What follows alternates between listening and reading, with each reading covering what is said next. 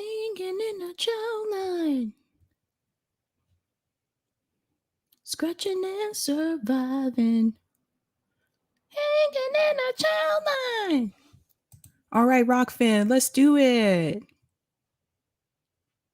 Let's do it. All right, here we go.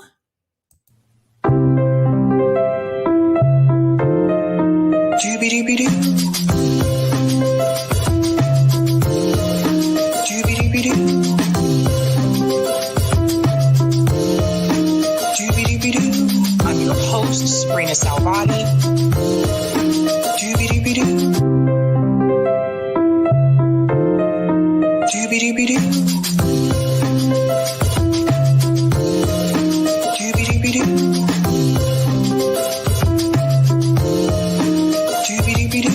I'm your host, Sabrina Salvati.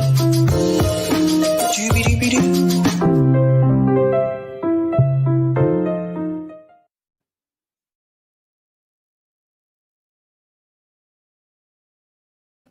All right. Happy Tuesday. Welcome to Sabby Sabs podcast. I'm your host, Sabrina Salvati. If you are new, I want to let you know that Sabby Sabs podcast is a part of Revolutionary Blackout Network. You can catch me there on Thursday for the Roundtable and Friday for the Sabby Show. And you can catch me here Monday, Tuesday, Wednesday, and Friday. All right. Shout out to everyone watching on YouTube, Rockfin, and Twitter. Want to say hello to people in the chat, and then I'm going to bring in our guests. So, shout out to the Commie Grasshopper says, hi, hello, Mr. Grasshopper. What's going on, CBC voter says 12.2K, Sabby Sabs. Yeah, moving on up, huh? Shout out to Hannah G says, excited for this. I'm excited for you, Hannah G. I'm excited for you. What's going on, Silver Surfer says, happy Taco Tuesday. Yes. Silver Surfer knows how much I love tacos. Shout out to Miguel H says, doobie doobie doo. Greetings, Saul says, hello, beautiful people. Love to all. Shout out to Dana says, when I read Rokana reveals himself in the title, I got really scared. Oh, just wait. What's going on, Sweary Fairy says, LOL. Shout out Gamer and Ganja for Life says, hello. Greetings, Eric T. Red, who's a Sabby member, says, hey there, lefty friends. Shout out to Yipper99 says, hi, everyone. I wonder if I should change my name to 999. I didn't know you can speak German. You have to say no once. I won't change my name. Jeez. I don't know what that's all about. What's going on, Lawrence, who's a Sabby member, says, doobie doobie doo. Shout out to Angela says, hi, everyone. Greetings, Christian Gomez says, let's freaking go. Love it. Shout out to Laura says, have a great show. Greetings, Delthea, who is also a Sabby member, says, hello, everyone. What's going on? SM Dahmen says, hi, Sabby and chat. Greetings, Gary says, I should change to Nevada Smith.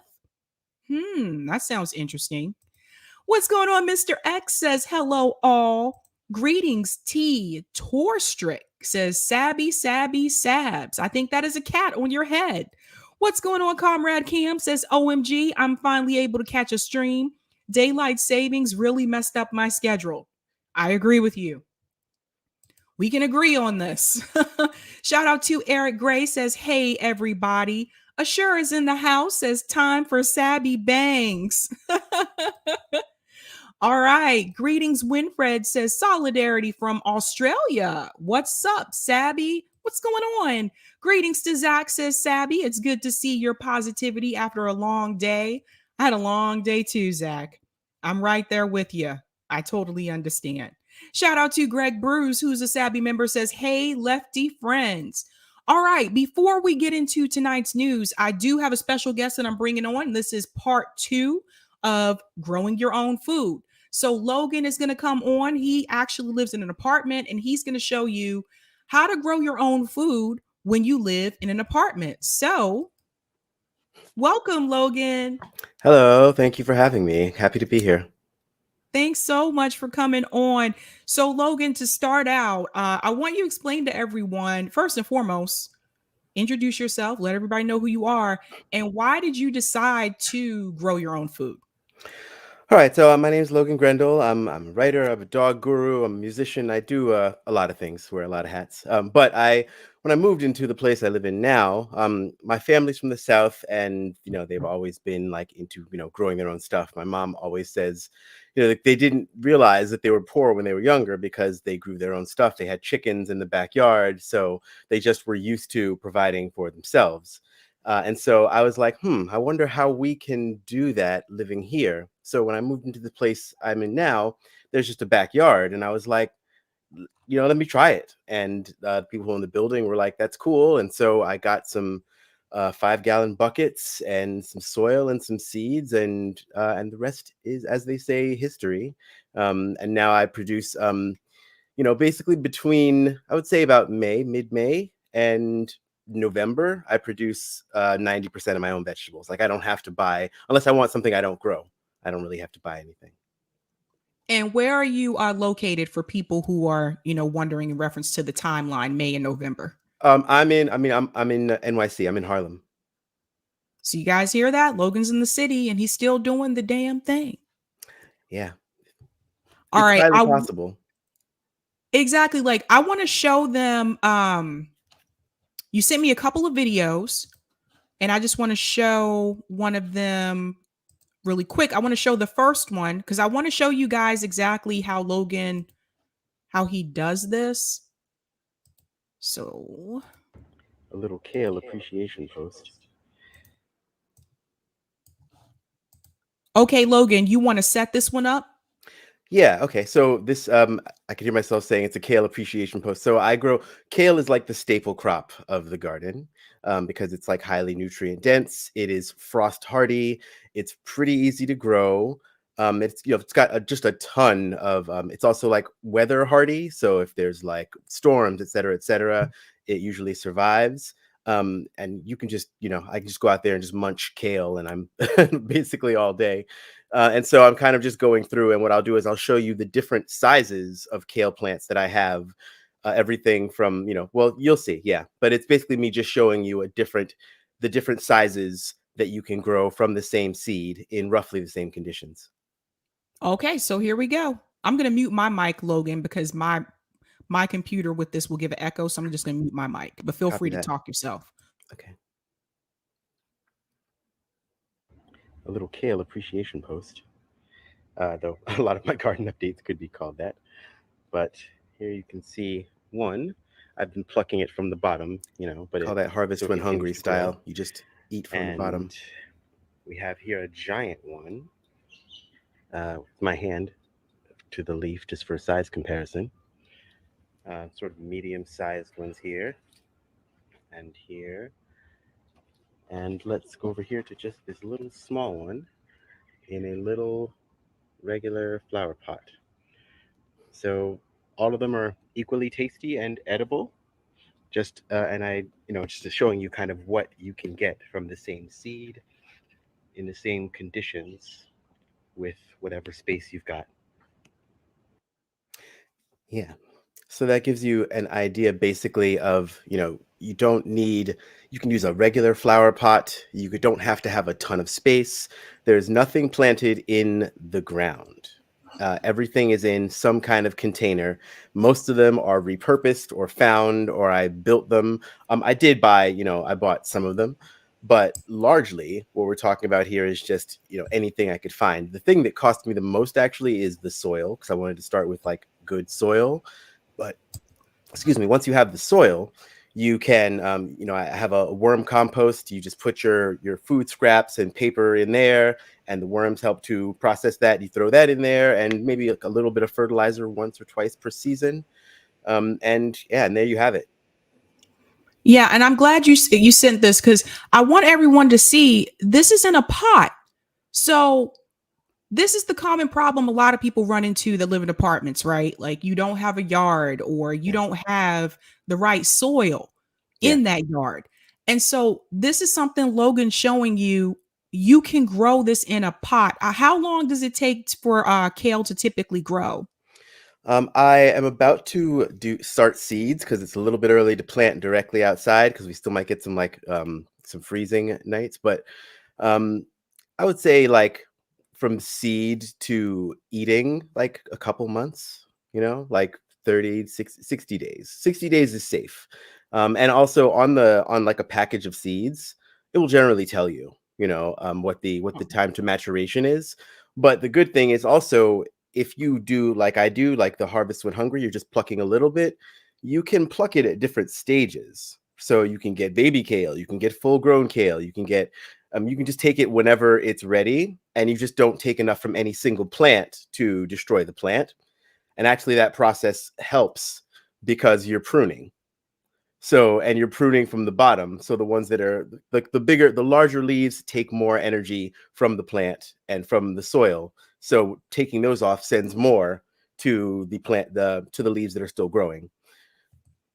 And this is awesome because this is the first time I've seen someone grow their own food not directly in the ground. Yeah. So this goes to show you guys that it can be done. So like Logan probably doesn't have to go to the grocery store. And I mean, we had like a kale shortage here. We had a spinach shortage. Like none of the grocery stores had spinach at one point last year. Yeah. So someone like Logan would be all set because he's growing his own. What would you say are some of the foods that are the hardest or that you feel like they take a little bit longer? Um, so squashes are difficult because squashes usually need a very deep and hardy root system. So those you'll want to grow. If you want to try those, you want to use like, it's like plastic bins that you use for moving or just storing stuff in. I have a couple of those out there that are like, they're good and deep, and they also are like wide enough that you can get root systems enough. So squashes, like cucumbers, things like that. But squashes, if you can grow some squashes, squashes are great because they're nutrient dense. I'm thinking about like, I think this whole thing came from the idea of like we can't count on any of the systems. You know what I mean? We don't none of this. It's not built for us. We don't whatever. So we have to build systems concurrently to the systems that exist, and not wait for the glorious revolution because that's just going to be a mess. We got to do what we can do now, whatever that is. And people are like, "Oh, well, that's not going to feed everybody." That's fine. If it feeds me and a couple other people, that's great. If it gives us just time to plan our next move, great. You know what I mean? It's all about just doing something rather than thinking you got the full answer right now. Exactly. There's a couple questions here for you. Lock Lawn says, "What type of kale is that?" Lachlan. That okay. That there's three kinds of kale. I have dinosaur kale, which is the large one. It's dinosaur or lacinato kale. I think it's the same name. And I have curly kale as well. And sometimes I grow the ornamental purple kale. But they're technically all the same seed. So And where can people purchase the seeds? I mean I don't fuck with Amazon, so I go on eBay and buy like a whole bunch. I'll buy like thousands of seeds, and I just have at this point I've collected seeds over the years. You can also just get them at like your local garden shop. They have flowers, but they also have vegetables in most of them. Awesome. Sweary Fairy is asking, "Is it best to harvest leafy greens from the bottom?" So depending on what kind of leafy green we're talking about, like depends on how they grow. The way that kale grows, like the ones on the bottom will just be the largest, right? Because like it grows out from the middle. So as they grow, it kind of, spreads out. And so the largest ones are on the bottom. So those it definitely is. Spinach, not so much. And Mm. spinach also doesn't like the middle of summer. So arugula is also a great one. Arugula grows fast. It grows way faster than kale. Tasty, peppery, good nutrition. But you got to grow that in the beginning of the season and at the end of the season because the heat of summer will kill it. And you guys heard Logan mention that one thing about kale, even if you have a storm, kale seems to hold up for whatever Yeah, reason. it's pretty strong. The stalks are strong, and it survived. To be fair, plants are more resilient than we give them credit for being. kind of like people, but in more like literally directly in some ways. They survive pretty well. It's the taller, bigger ones. I lost my sunflowers in a storm, but this the kale plants and most of the smaller plants tend to do okay. Awesome. Sebastian is asking, hey Logan, are there any community gardens in Harlem? There are actually. When I first started, I was like, I don't know anything about this, so I'm gonna. I volunteered at a local community garden. It's called Harlem Grown. They have a couple of locations, and there are also just individual community gardens dotted around Harlem that I'm sure they would appreciate if you went to and offered to help out. So yeah, that's a good place to get started and just get involved locally. And if you've got, I always say, whatever you can do, whether it's just to contribute to someone else's, if you've got a backyard, you can get people to help you, or if you have coin, buy that empty lot and turn it into a garden. Whatever you have the resources to do. Awesome. So there's another video I want to play here, and this one shows Logan in action.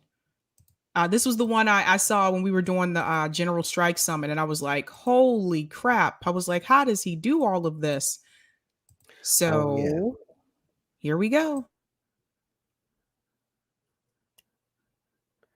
Oh, it's just no sound. I can tell you one of the benefits of having a completely modular garden is that, so, I've got to do when you've got to do like hedge trimming or just basic maintenance, you can just move it around. You just move the plants around. You don't have to worry about disturbing the soil or like harming the plant if you don't like, and here I don't get ideal sunlight, so I can move them around for their sunlight needs depending on the life cycle of the plant.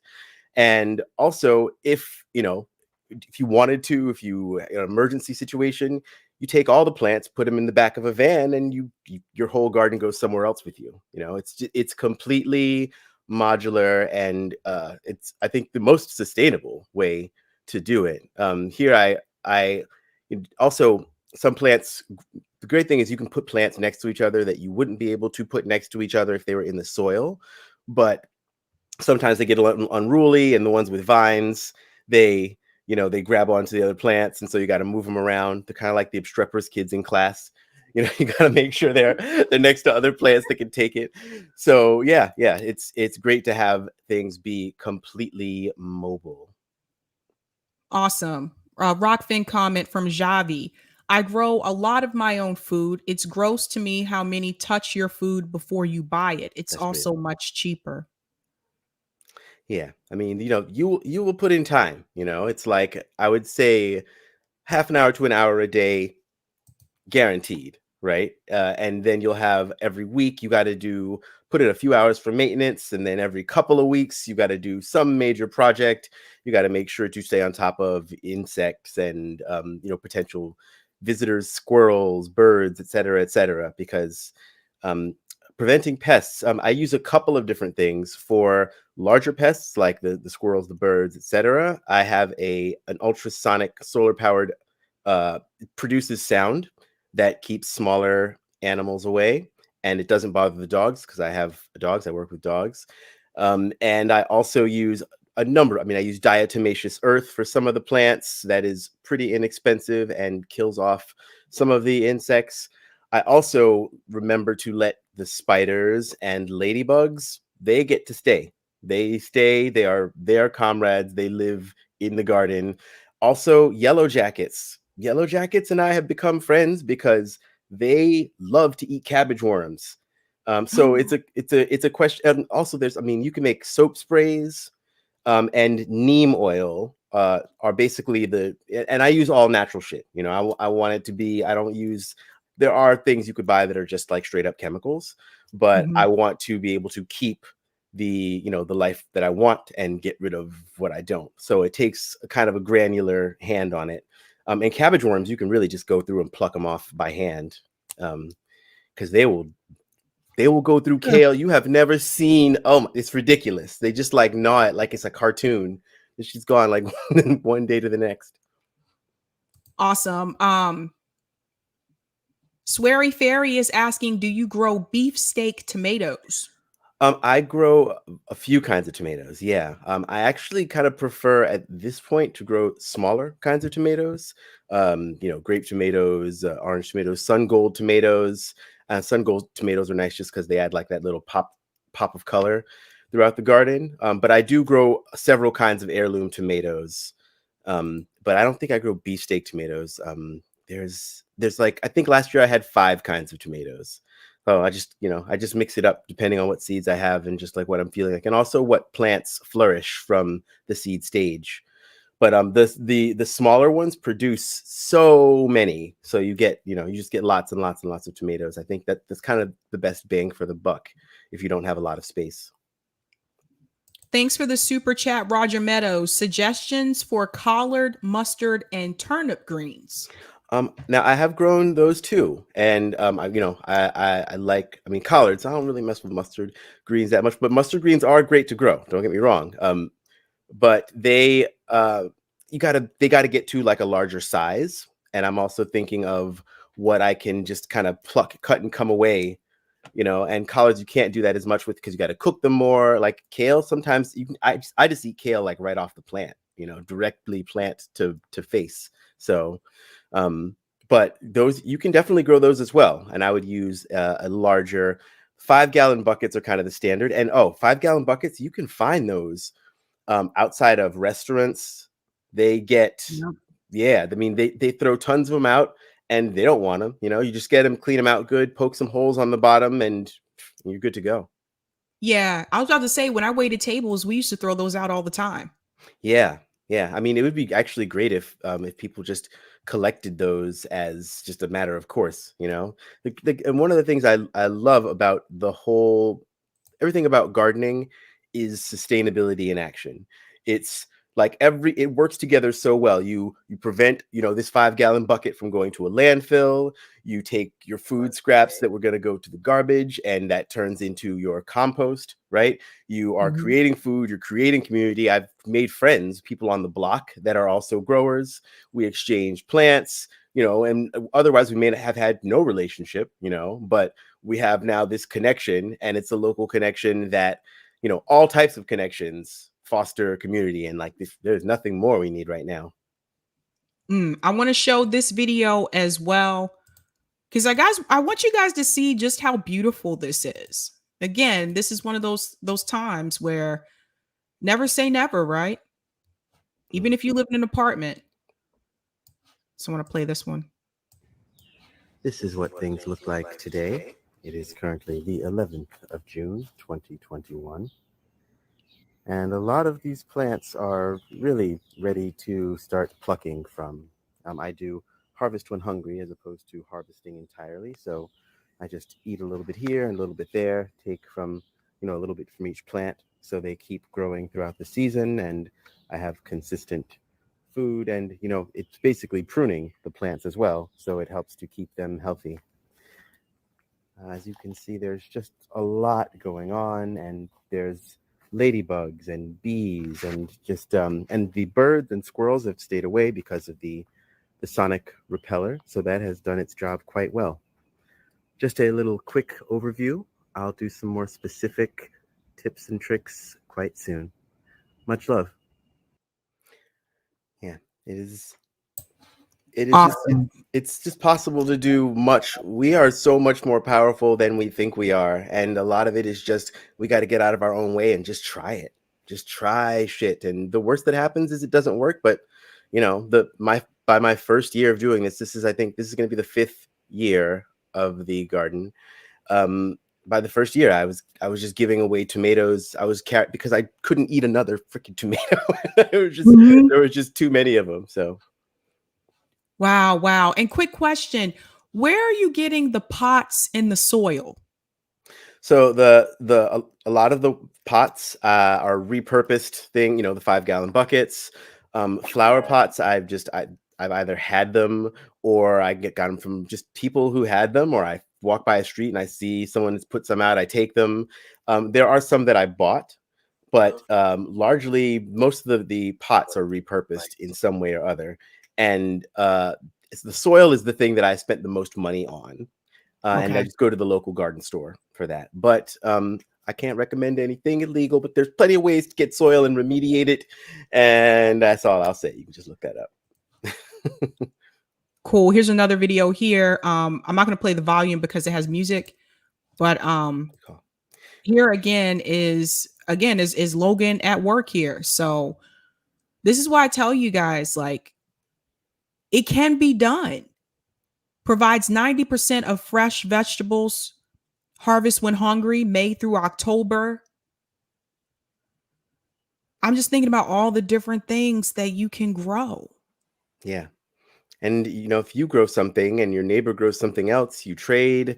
And that's, it's nothing new. It's just literally the most natural way to interact with our world and with the people around us. Like literally grassroots. You want to talk about grassroots action? Like it doesn't get any more grassroots than growing food and sharing it with people and just having that be, like I said, builds community and fosters connection. That's the real stuff. That's the real stuff. And anywhere you live, a balcony, a fire escape, make them tell you not to. And the biggest thing that I'm learning right now is I recently learned that most people live in suburbs. 175 million people, and more than 50% of people live in suburbs, and HOAs don't let them grow food in their lawns.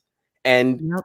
fight it. Start fighting it now. Make them tell you to stop, because we have no right more than to grow our own food and to interact with our own planet and to feed ourselves. That's just like, if we don't have that, what do we have? Exactly. Laura is asking, I'll ask my farmer friends if they have tried. Can sonic work on a large scale? Does it hurt any living creature?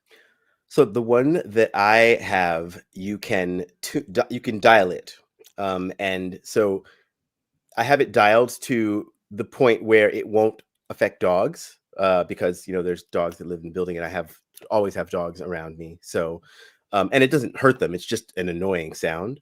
And the best thing to do is to get one. It's motion activated, because when the sound is constant, they can attenuate to it, and so they're just used to it, and so then they can ignore it. But when it's motion activated, it A, saves power, and B, makes it so that it comes on and it's immediate, and it's more likely to work long term. I don't know how large of an area it will work on, honestly. So that part I can't really speak to, but it's certainly something to certain. And there's plenty of other ways to detract, or to prevent animals from getting into your stuff, but it's going to be a battle because nature wants food, and you're you're creating food for it. So you just got to work with your particular conditions. All right, Logan, I have two more questions for you. The first one being, especially living in the city, does the sonic wave keep away rodents? Yeah. So I mean, I have, knock on wood, the only rodents I've seen back there have been squirrels. And the squirrels even will generally stay away with the sonic repeller. Squirrels tend to be a little more stalwart than the rats, but I haven't really seen, and also rats. I haven't really known rats to just grab a piece of kale and munch on it. I don't think that's their I don't think that's their deal. So there will be some things that birds, especially birds will get into your tomatoes. They will get in, and there's not too much you can do about it. But you know what? I feel like part of that is just like whether it's a spiritual or literal contribution to the ecosystem. Like it's fine. Like I'm not a capitalist. I'm not here to take everything.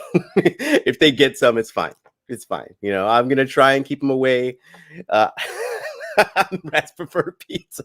I think they do. I don't think they're on this healthy kick yet. So until they start going vegan, I think we're all right. All right, all right. A couple more questions. Sweary Fairy is asking, have you found a way to keep lantern flies away? They're so invasive.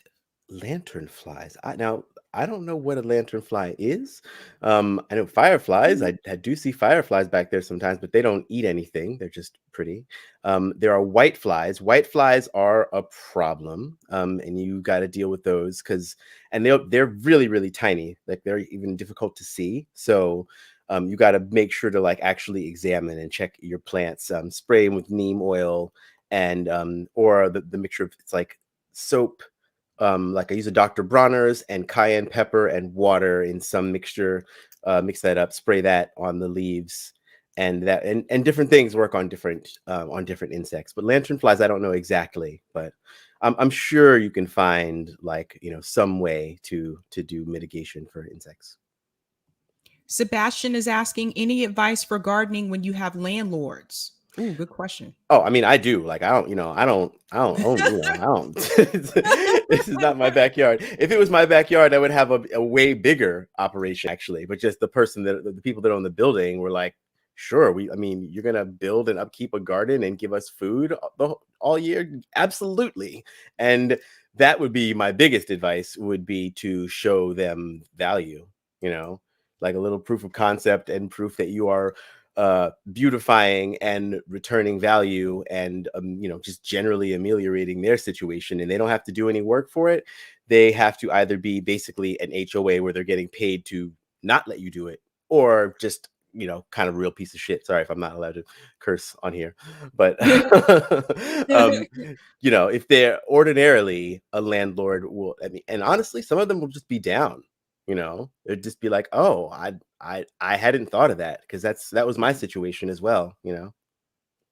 Okay. One more question for you. This is from Comrade Cam. What things do you grow? And could you make guides for others to do this?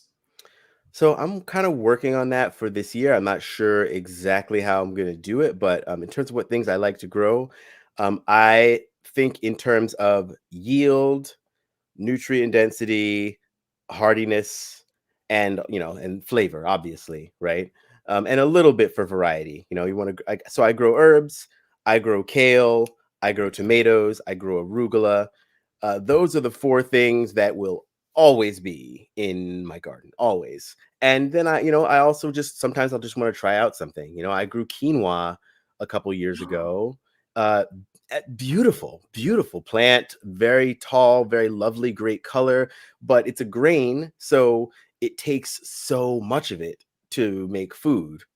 Which is why I always say a grain-based diet was a mistake. We should be eating fresh green vegetables, because you get more yields from them for the work that's put in, et cetera, et cetera. But and also the other thing, I remember, there's no such thing as weeds. There's just plants that you don't want there. So there will be some weeds, right? Like wild spinach, otherwise known as lamb's quarters. Let some of them grow. They're delicious. They're super nutritious, and you don't have to worry about, like, you don't have to plant them. They just appear. A friend of mine refers to them as volunteer plants, ones that just show up. And so you just let them. Less work for you. Awesome. Awesome. Logan, thank you so much for coming on. It was really important that people hear from someone that lives in an apartment, because a lot of people do. And we've run into this situation like, well, what do we do when we don't have a yard? Or like, where do we start? And so you're the first person that's shown me this, like growing your own food in buckets, in pots as well. So thanks so much. My pleasure. My pleasure. Happy to spread the message. And thank you for having me on. Awesome. Talk to you later. All right. Have a good one. Bye.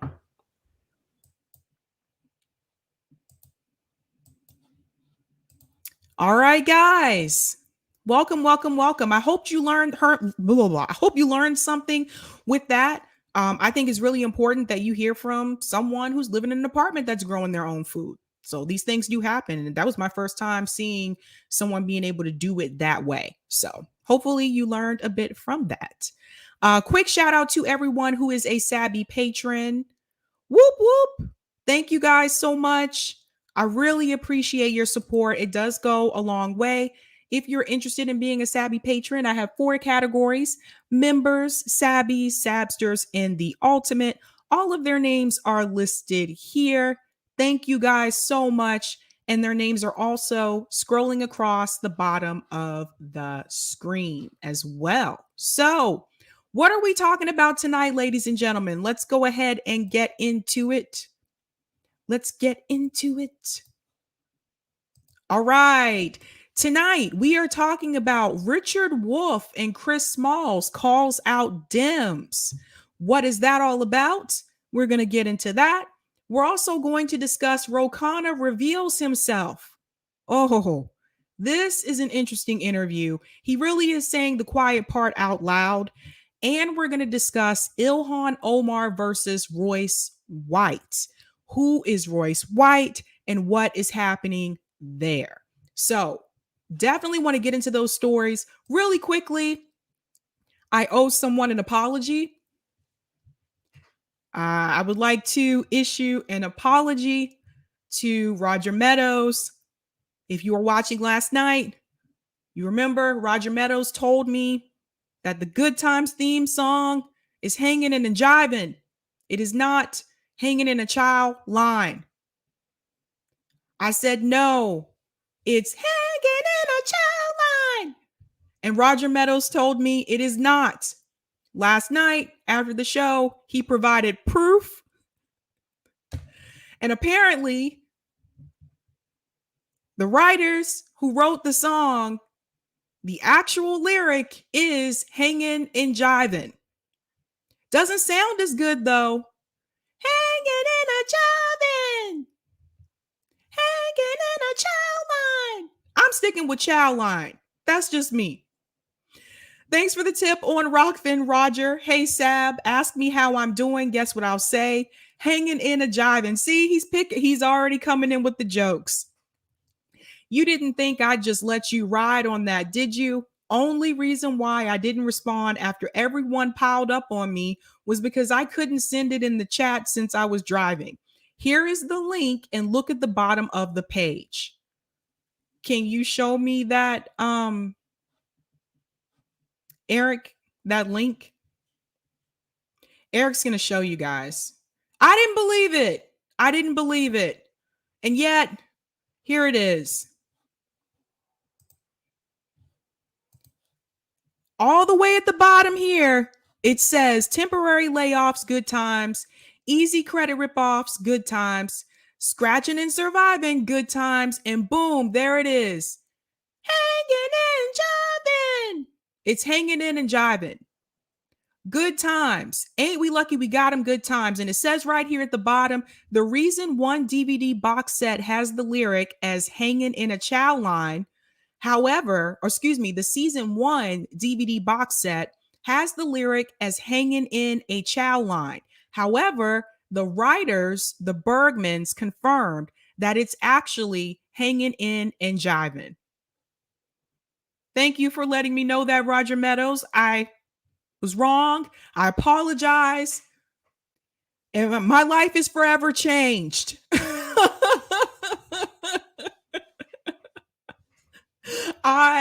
I didn't know that. My whole life I've been saying the wrong thing. So, hey, I'm not too prideful that I can't come back on here and admit I was wrong and apologize. So there. Let's go ahead and get into the first story. Oh man. Wait till I tell my parents about that one. All right, I want to start with the Ilhan Omar story because I don't think a lot of people know about this. Let me go ahead and share my screen here.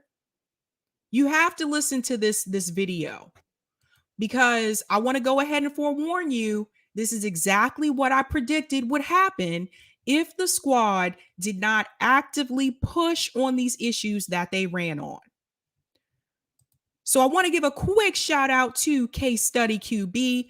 Thanks so much, Case, for this clip. Now, Case Study QB says here, Fox News, former NBA player Royce White is running for Congress against Ilhan Omar. So let's listen to this. Listen to what he says.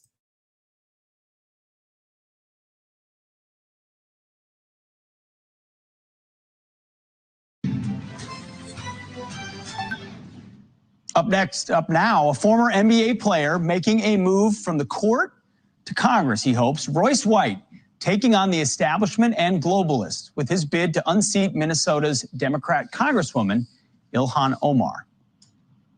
I'm running for Congress because our leaders have sold us out. We have to fight for freedom. We have to protect our communities. We have to restore what it means to be an American citizen. We have to fight the momentum of globalism. Royce White joins us now. Royce, thanks so much for being here. You kind of laid out why you're running for Congress, but lay out even more. Why do you want to be the congressman from Minnesota? Well, thanks for having me. I appreciate it. And happy Saturday morning to you all. Absolutely. Yeah, our nation's in the 12th hour. That's the reality. And there's a crisis of leadership. And the result of that crisis is that the American people are getting scammed, right? Globalists from within the corporatocracy, the elected officials that they've financed alongside the administrative state have conspired to devalue American citizenship. And as an American citizen, it offends me. When you I do want to jump in at this part here. What does he mean by globalist? Globalist? It's the term we're using now. Let's go on here. Listen to the rest of this statement. You say you're both a populist and an anti-globalist. How would you describe your political philosophy for people out there? I would say that freedom has to be the cornerstone of our American values, because it is a cornerstone of our American values. And in order to bring this country back to where it needs to be, we have to restore our faith in God and our national honor. And everything about globalism rejects that idea. Sorry, got to cut in for a second. He said we need to restore our faith in God. Here we go. So we have separation of church and state for a reason. And this is not to offend anyone if you are religious, but we do have that for a reason. Not everyone is religious. Not everyone believes in God. And not everyone has the same religion, especially in this country. So this is the idea. And, I'm just going to go ahead and let you guys know, JB and I have talked about this a lot. I grew up in the church. JB grew up in the church. And one of the things we talked about is the fact that one of the things I noticed with Christianity, especially in this country in particular, is that it has a tendency to just dismiss all the other religions as if they're not as important, as if they don't really matter. It has a tendency to push this idea. And this was the idea I got when I was growing up in the church when I was younger. It has the tendency to kind of brainwash you in a sense to believe that this is the only way, this is the correct way, and any other religion is shameful, is sinful, is bad. And I'll give you an example. I grew up, Baptist at first. At one point, I went to a Pentecostal church. I don't know if you guys know anything about Pentecostal, but it's very, very strict. The girls couldn't wear pants. You could only wear like dresses or skirts. They didn't want you to wear makeup. You couldn't cut your hair. Meanwhile, the guys could do a lot of things. It seemed like to me, a lot of the rules mainly applied to the women. And that was the reason why I left the Pentecostal church. I was like, all these rules seem to just apply to the women. So I started asking some questions, and they don't like when you start asking questions. I would say, where does it say this in the Bible? Well, this scripture here says, I was like, I don't see where that says we can't wear pants. So that's another story. But in the Pentecostal church, they used to tell us that they were the only correct denomination, that other denominations of Christianity were wrong. That included Methodists, Baptists. So I'm not even going to tell you what they said about people that were Catholic, people that were Muslim, people that were Buddhist. So when someone like him comes forward, and when politicians do this and say, we need to restore faith in God, you can't make people believe something that they don't believe. And this is not to say that someone who is not religious cannot become religious. That's not true. Some people can become religious, but they have to do it on their own, and they have to actually want to do it. And not everyone wants to do it. And I think that we need to get to a point where we understand that not everyone is going to be religious. And I want people to really get that that is okay. You cannot push this on people. And it drives me crazy. It drives me crazy. It really does. And it's not just Republicans that do this. I've seen Democrats do it too. So just stop pushing that on people. Stop trying to make everybody, have this faith in God if they just don't. And if they don't, that does not make them a bad person. And I want everyone to really understand that, especially if you're watching this and you are religious. I want you to understand, just because someone does not believe in God, that does not make them a bad person. Hell, I told you I grew up in the church. And I've seen people in the church do some bad things that I've never seen people who are atheists do. Let's talk about that. I'm going to go back into the video. We're living in a time where a woman can stand up before the World Government Summit there in Dubai and say that the phrase New World Order with no fear. And this idea, is predicated around one agenda, to attack the working class, to take away the independence and sovereignty of the middle class, the working class, and the middle market as well. And this part, I actually do agree with. He mentioned the working class, and this is something Democrats are going to have a problem with this. Because the Democratic Party is no longer seen as the party of the working class, at least not for a lot of us watching this. We see they don't really care about working class people. We see that the Democratic Party has become the party of Wall Street. We see that. Now you have someone who's conservative and he's speaking up for the working class. And this is exactly, don't get me wrong, I'm not going to fall for this. Some people will, though. Some people will. Because at the end of the day, neither one of these parties really care about the people. But Republicans are now seeing that the Democratic Party has forgotten about the working class people. Trump was really good with this. Trump was really good with speaking to working class and poor people in this country. Remember Miss Hillary Clinton? She didn't want to go speak in the Rust Belt states. Remember that? Huge mistake. She didn't think they were as important. I guess they showed her. So now you're going to see more of this. You're going to see more conservative candidates speaking on behalf of the working class. They're following what Trump did. Maybe not everything that Trump did, but they're following that method that Trump used, which was actually very effective. Speaking for the working class, saying we need to do things for the working class people. Now you hear the Republicans talking about that. Where's the Democratic Party on this issue? I'm going to go back into the video.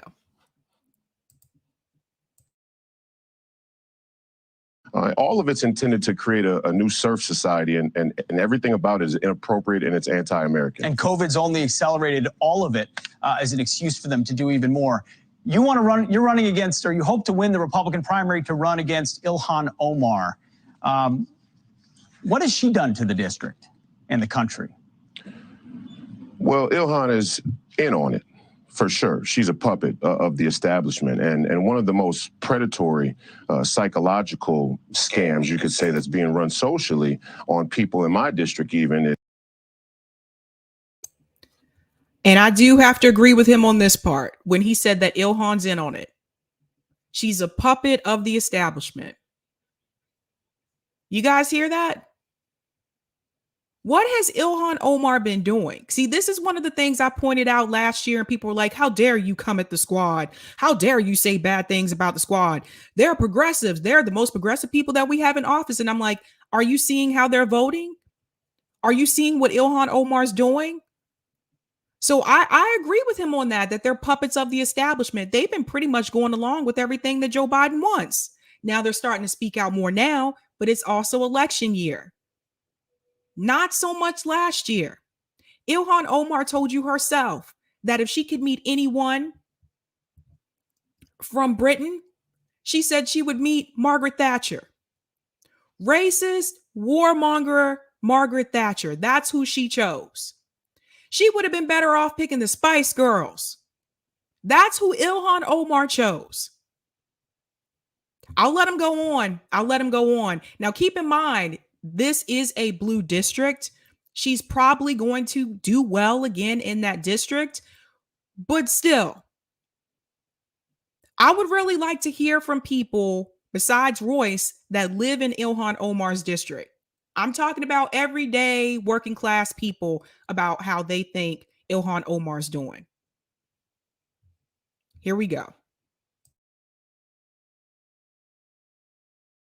Is in the community I come from, is this idea that socialism is by default anti-corporate. It's not anti-corporate. The state is the highest form of government, and when you seek or aim to merge the state and corporation at the global scale, it's the highest form of corporatism. And this whole Bernie Sanders progressive left, movement of socialist populism is running a three-card Monte, and I reject that as well. And this is where I disagree. It's not running anything. It's not running anything. We haven't seen any of those policies passed. None of them. They keep saying the Democratic Party is moving further to the left. They can't point to one policy that shows that. No universal health care, didn't cancel student loan debt, no free community college, no free public college. Come on, give me one. Give me one. I'm waiting. So I don't believe that. Again, this is another example of how conservatives will try to make it seem like people like Ilhan Omar and the Bernie Sanders movement, that is no longer a movement anymore, has pretty much taken over the Democratic Party, and it has not. And when people tell you that, make sure that you can point to legislation to prove how they have voted along with establishment Democrats. Make sure you do that. This is just a talking point I continue to hear, and it's wrong. I wish they had moved further left. They haven't.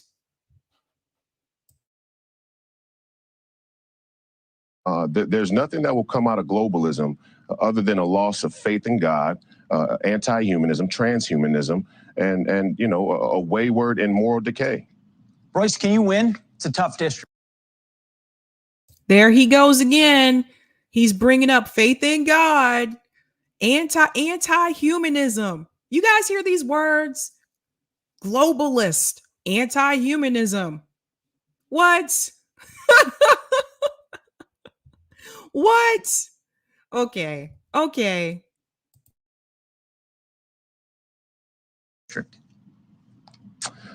I have faith in God, and I believe that His power can do anything.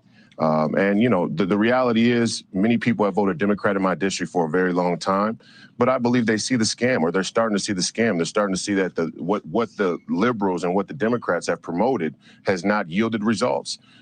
Inflation is on the rise. Crime and public safety is a huge concern here in Minneapolis, and ultimately, their economic place in the world, their economic sovereignty is in dire straits. Let's talk about that. He said inflation is on the rise. He said crime is basically out of control in Minneapolis. But you notice every time they bring up crime, they don't tell you why crime is out of control. They don't make the connection back to poverty. Minneapolis. What has happened in Minneapolis the past 2 years? Past 2.5 years? What's happened there? There was George Floyd, right? There was that incident. Then Derek Chauvin was convicted. Then you had multiple police brutality incidents in Minneapolis after George Floyd happened. And these are just the ones that were publicized, by the way. You have people living in poverty. Notice they never addressed that, though. They're like, crime is rampant. If crime is rampant, it is because you probably have more people living in poverty. Why do people steal food? Because they can't afford to buy it. This is what happens. So My suggestion is to fix the poverty issue. You fix the poverty issue, you fix the crime issue. They won't tell you that though. And it's not just Fox News, it's not just conservatives. Establishment Democrats are using the same talking point. Al Sharpton is using that same talking point, by the way. He's done it multiple times on MSNBC. And he's supposed to be liberal. And that's because at the end of the day, both parties support the police state.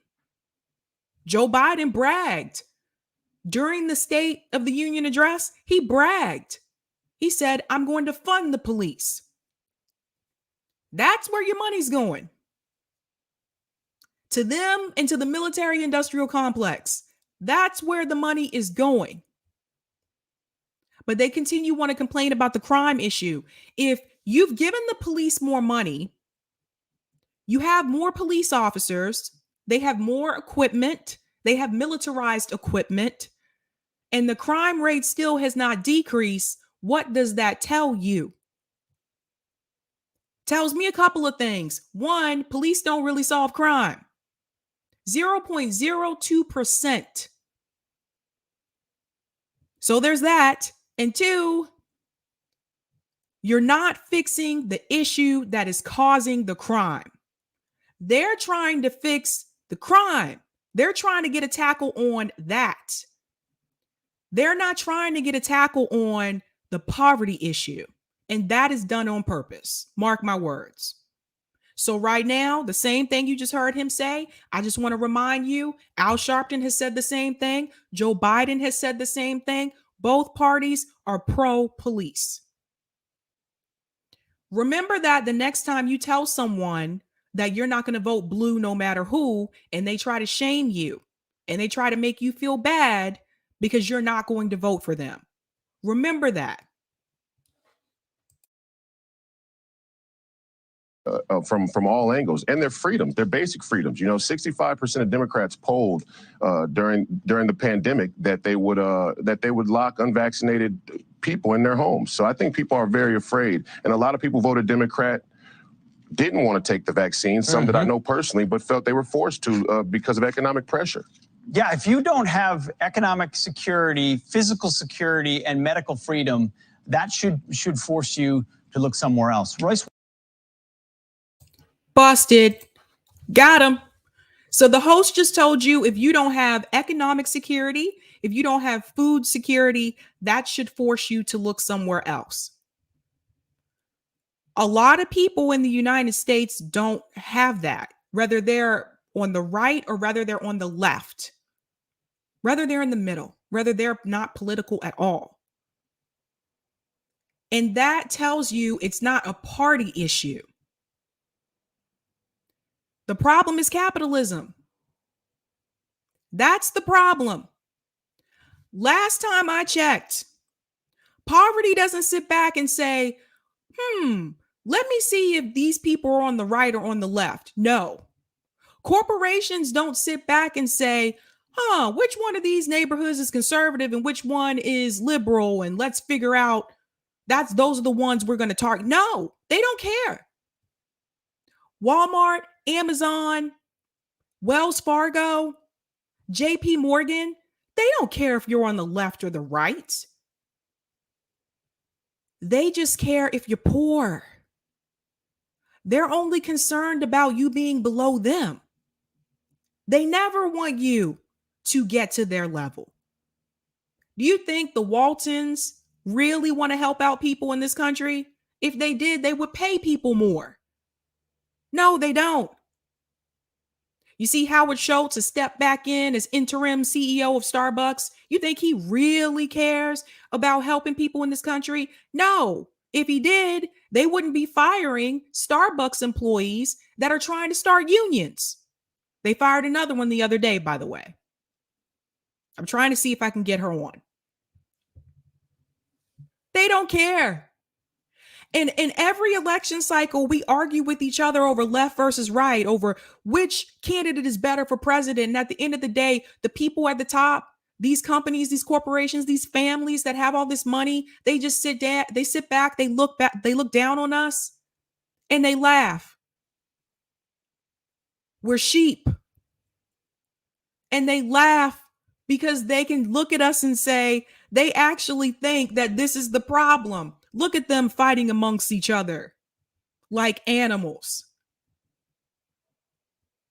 When we're the ones who are running the show. If only people took, a lot of their frustration that they had, against Trump, if only people took that frustration and channeled it towards the people who really hold the key to freedom in this country. If they channeled that frustration to all those companies that I just mentioned to you, imagine if people did that. I think this is about over, but I'll go back in. White, thank you so much for coming on with us today. Godspeed. Appreciate it. Of course, he's got to end with Godspeed. Oh boy. Oh boy. Of course, right? Royce, he's running for office. He was a professional NBA player. And he's running against Ilhan Omar. Do I think he's going to win? Probably not. He does have name recognition, though. And that's why I said I would really like to hear from people that live in Ilhan Omar's district about how they feel. But let's be real. This guy is ridiculous. Yeah, I mean, I hear what he's saying about the working class people. I get it. But at the same time, this guy's being ridiculous. He's being ridiculous. But I warned people that this would happen, that people would primary them. I don't know. I'm going to go to some of the comments in the chat. Fred said Trump narrowly won with the evangelical votes. That's what restore faith in God is about. Oh, good point, Fred. Delthea said the Democratic Party has decided the PMC is their base. By the way, guys, that's professional managerial class. They pretend, I don't know what's going on with me tonight. Sorry. They pretend they care about regular people and keep harping on a worker favorable past, a past that doesn't exist in the present. Rodrigo said, I wouldn't count them out. DEMS will get destroyed. I agree. I think they will get destroyed. It might be tough in that district, though. That district might be tough. Thanks for the tip on Rockfin, Roger. What the hell is the middle market? Also, not to say he isn't right about Omar, part of the establishment and globalization, aka free trade. But what does a dude with 40 million know about how we're living? Also, Sabs, speaking of the church, I can't wait until you do a show on the Black church, the scamming. It is because they are 501c3 or 4. I bet that allows them to operate without independent oversight of the books. Yeah, I think Colin's going to join me for that segment. I don't know what's going on. Oh, Javi said gas is $4 in MPLS. You can't go more than a few blocks without seeing homeless people. Carjackings or drive-bys are way more noticeable. There's now hiring signs everywhere. No one wants to work and still can't pay their bills. Omar rarely talks about these issues. Oh, thank you, Javi. Well said. Thank you for this tip, Roger Meadows. Sharpton rails against GOP voter suppression laws like gerrymandering, yet he was silent on it in our home state, New York. The Dems gerrymandered the crap out of this state and he said nothing. So this is nothing but partisan BS. What no one tells you, although the U.S. Constitution doesn't have an anti-partisan gerrymandering amendment, every state constitution has one, which is why the New York State courts struck down the maps. Well said. Well said. Delthea said people know they're being screwed, but since it's happening from behind, they can't see who's doing it. Their abusers use God and country or goodness and equality to make us believe it's someone else. Well said, Delthea. Well said. I want to go into our second story tonight. This one's about Professor Wolf and Chris Smalls. I have two clips I want to play from this. The first one, actually, I'm going to play is of Chris Smalls talking to Mehdi. I hope I say his name correctly. But Chris Smalls has been all over. I don't know if you guys have noticed. He's been on MSNBC. He's been on a lot of shows, like since the big victory in Amazon. And he said something about the Democrats and the support. And I want you to hear this really quick. I'm going to show this one first, and then I'm going to show the interview, clips from the interview that he had with Richard Wolff. So listen to what Chris Smalls says here. Let me go ahead and share this. And I also want to give a shout out to Case Study QB for this clip as well. Here we go. Make this a little bigger for the people in the back.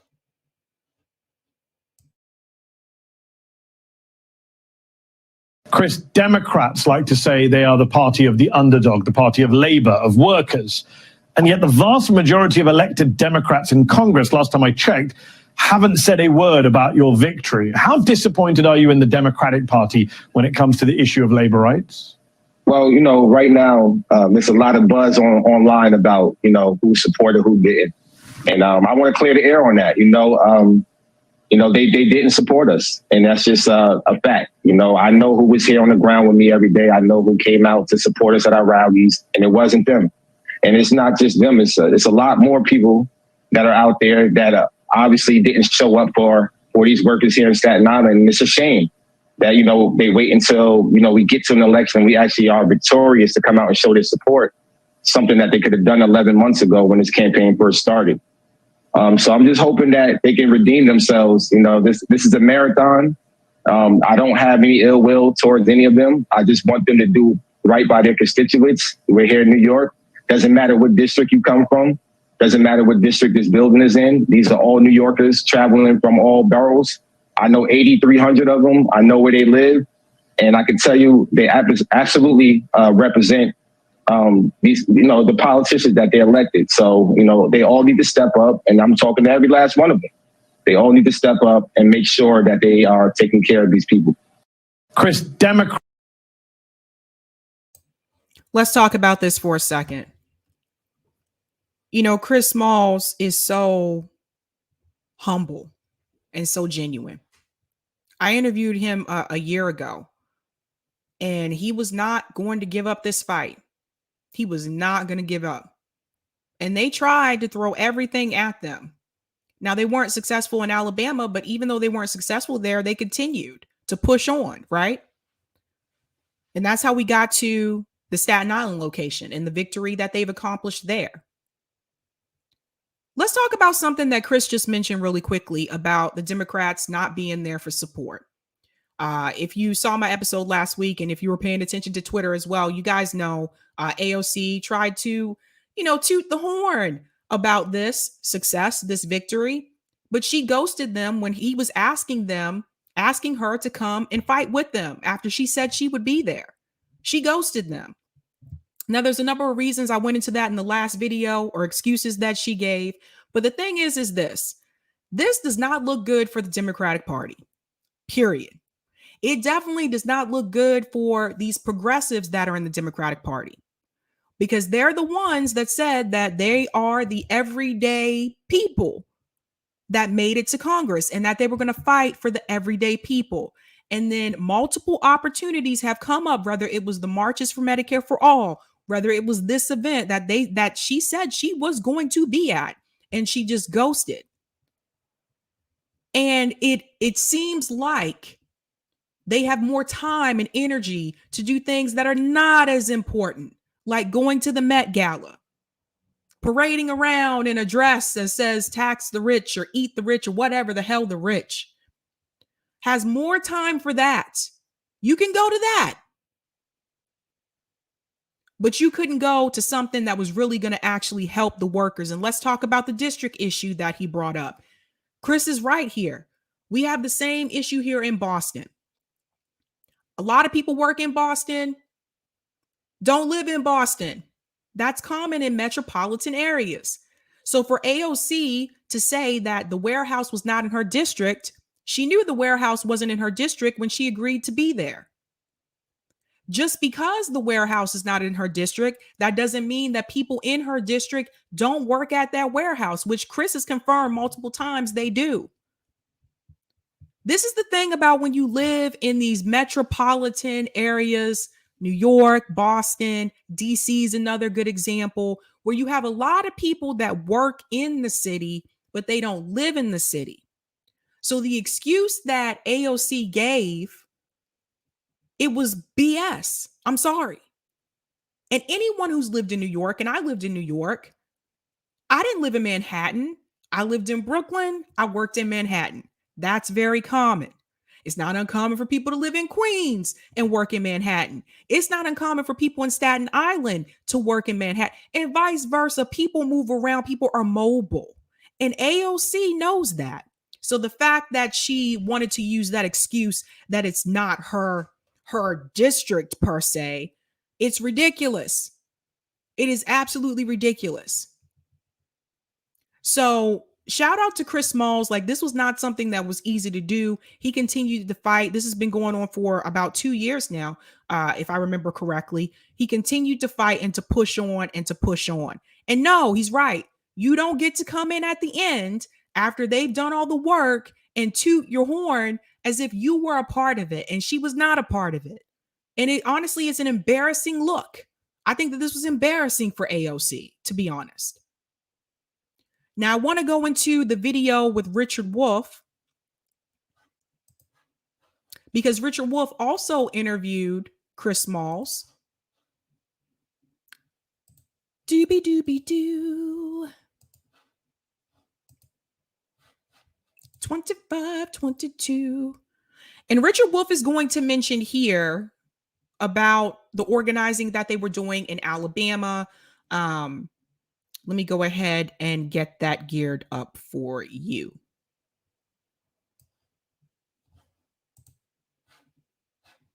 $25, $22.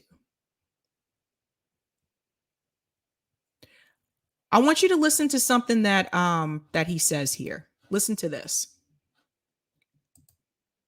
Share this for you.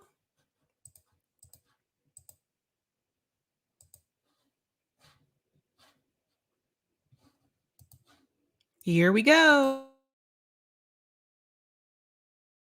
You took a loss, that is the unionization effort that you mentioned earlier in Alabama and so on.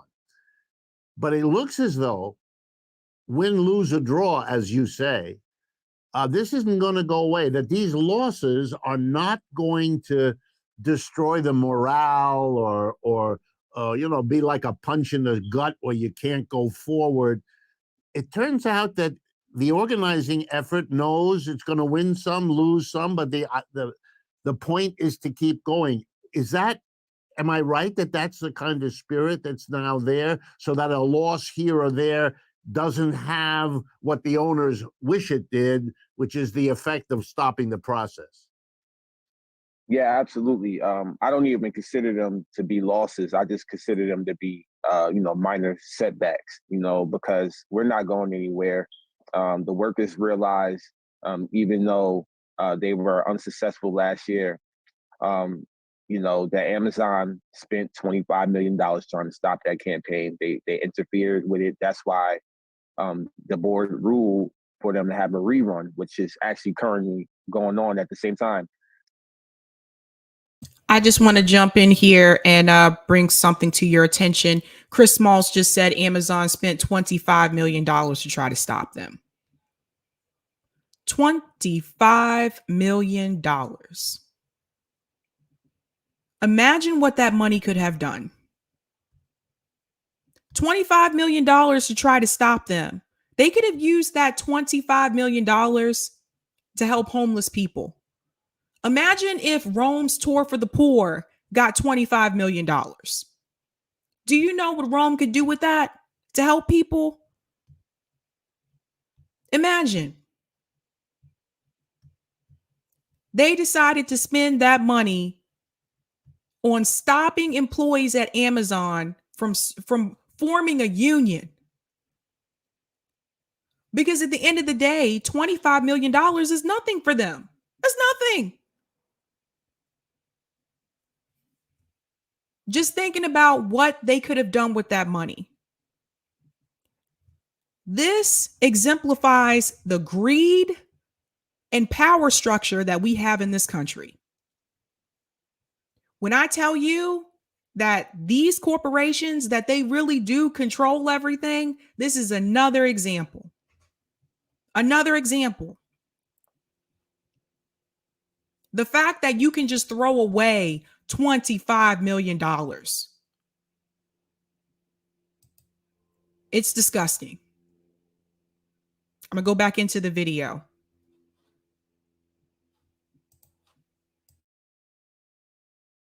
So hopefully they'll be successful the second time around in Alabama. But I'm here in New York for sure. I could tell you whatever happens at the end of our election, when the results come out, we're not stopping. You know, once again, as the current interim president, we already have the second election due for next month in April at our second facility that we organized. And I could tell you once again that I have interest in over 18 buildings all across the nation from different workers in different facilities that want to unionize. So for us, this is really just the beginning. This is really just day one for us. Are you getting any help from the politicians? Are you, if you are? Want to chime in here for a second. Notice how Chris is like, he didn't really see that as a loss, even though they didn't succeed in Alabama. You know, that story got a lot of attention as well. And this is something I want to point out when it comes to movements and it comes to organizing in this country. I just want to remind people of something. A lot of times in history class, teachers talk about Martin Luther King, the civil rights movement. They talk about a brief period of the civil rights movement. Civil rights activists and organizers were fighting for years. They somehow jumped from, separate but equal. They jumped from that. This is what they do in school. They jump from that to Brown versus Board of Education. Dr. King, he had a dream, and now all was fine. But people were fighting for civil rights for years. And I remember watching those videos in class. Black people were beaten, had dogs sicked on them. Martin Luther King was beaten multiple times, thrown in jail multiple times. Imagine if after the first time that happened, they said, well, it didn't work, we're going to give up. I would probably be sitting in the back of the bus today.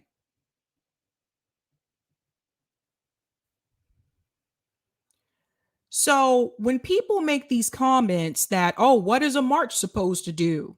They said that about the Medicare for All marches. What's that supposed to accomplish? You don't do just one event to get what you want. Chris Smalls and the other organizers and activists with Amazon, they didn't do just one event. Imagine if they would have given up after Alabama. They didn't. When you talk about organizing, most of the time, you're not going to win. I'm just going to be honest with you. Most of the time, you will lose more than you will win. But when you win, it really matters. It really matters. So you have to continue to do those marches. You have to continue to protest. I said this before, and I'll say it again. Those protests that happened over the summer, over 2 years ago, George Floyd protests, those protests should have never stopped. Those protests should have continued. So when people point to that and they say, well, people protested and said defund the police, then they didn't get anything, and the protest shouldn't have stopped. We could still be protesting today.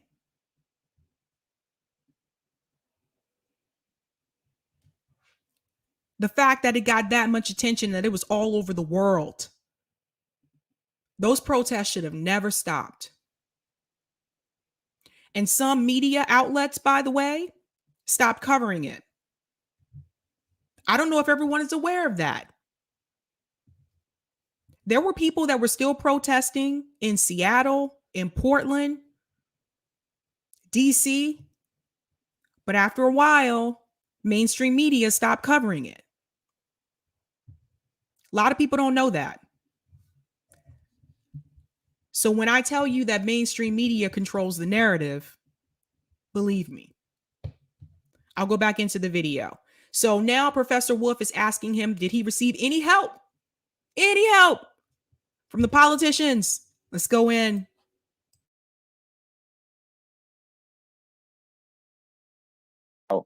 We're not stopping. You know, once again, as the current interim president, we already have the second election due for next month in April at our second facility that we organized.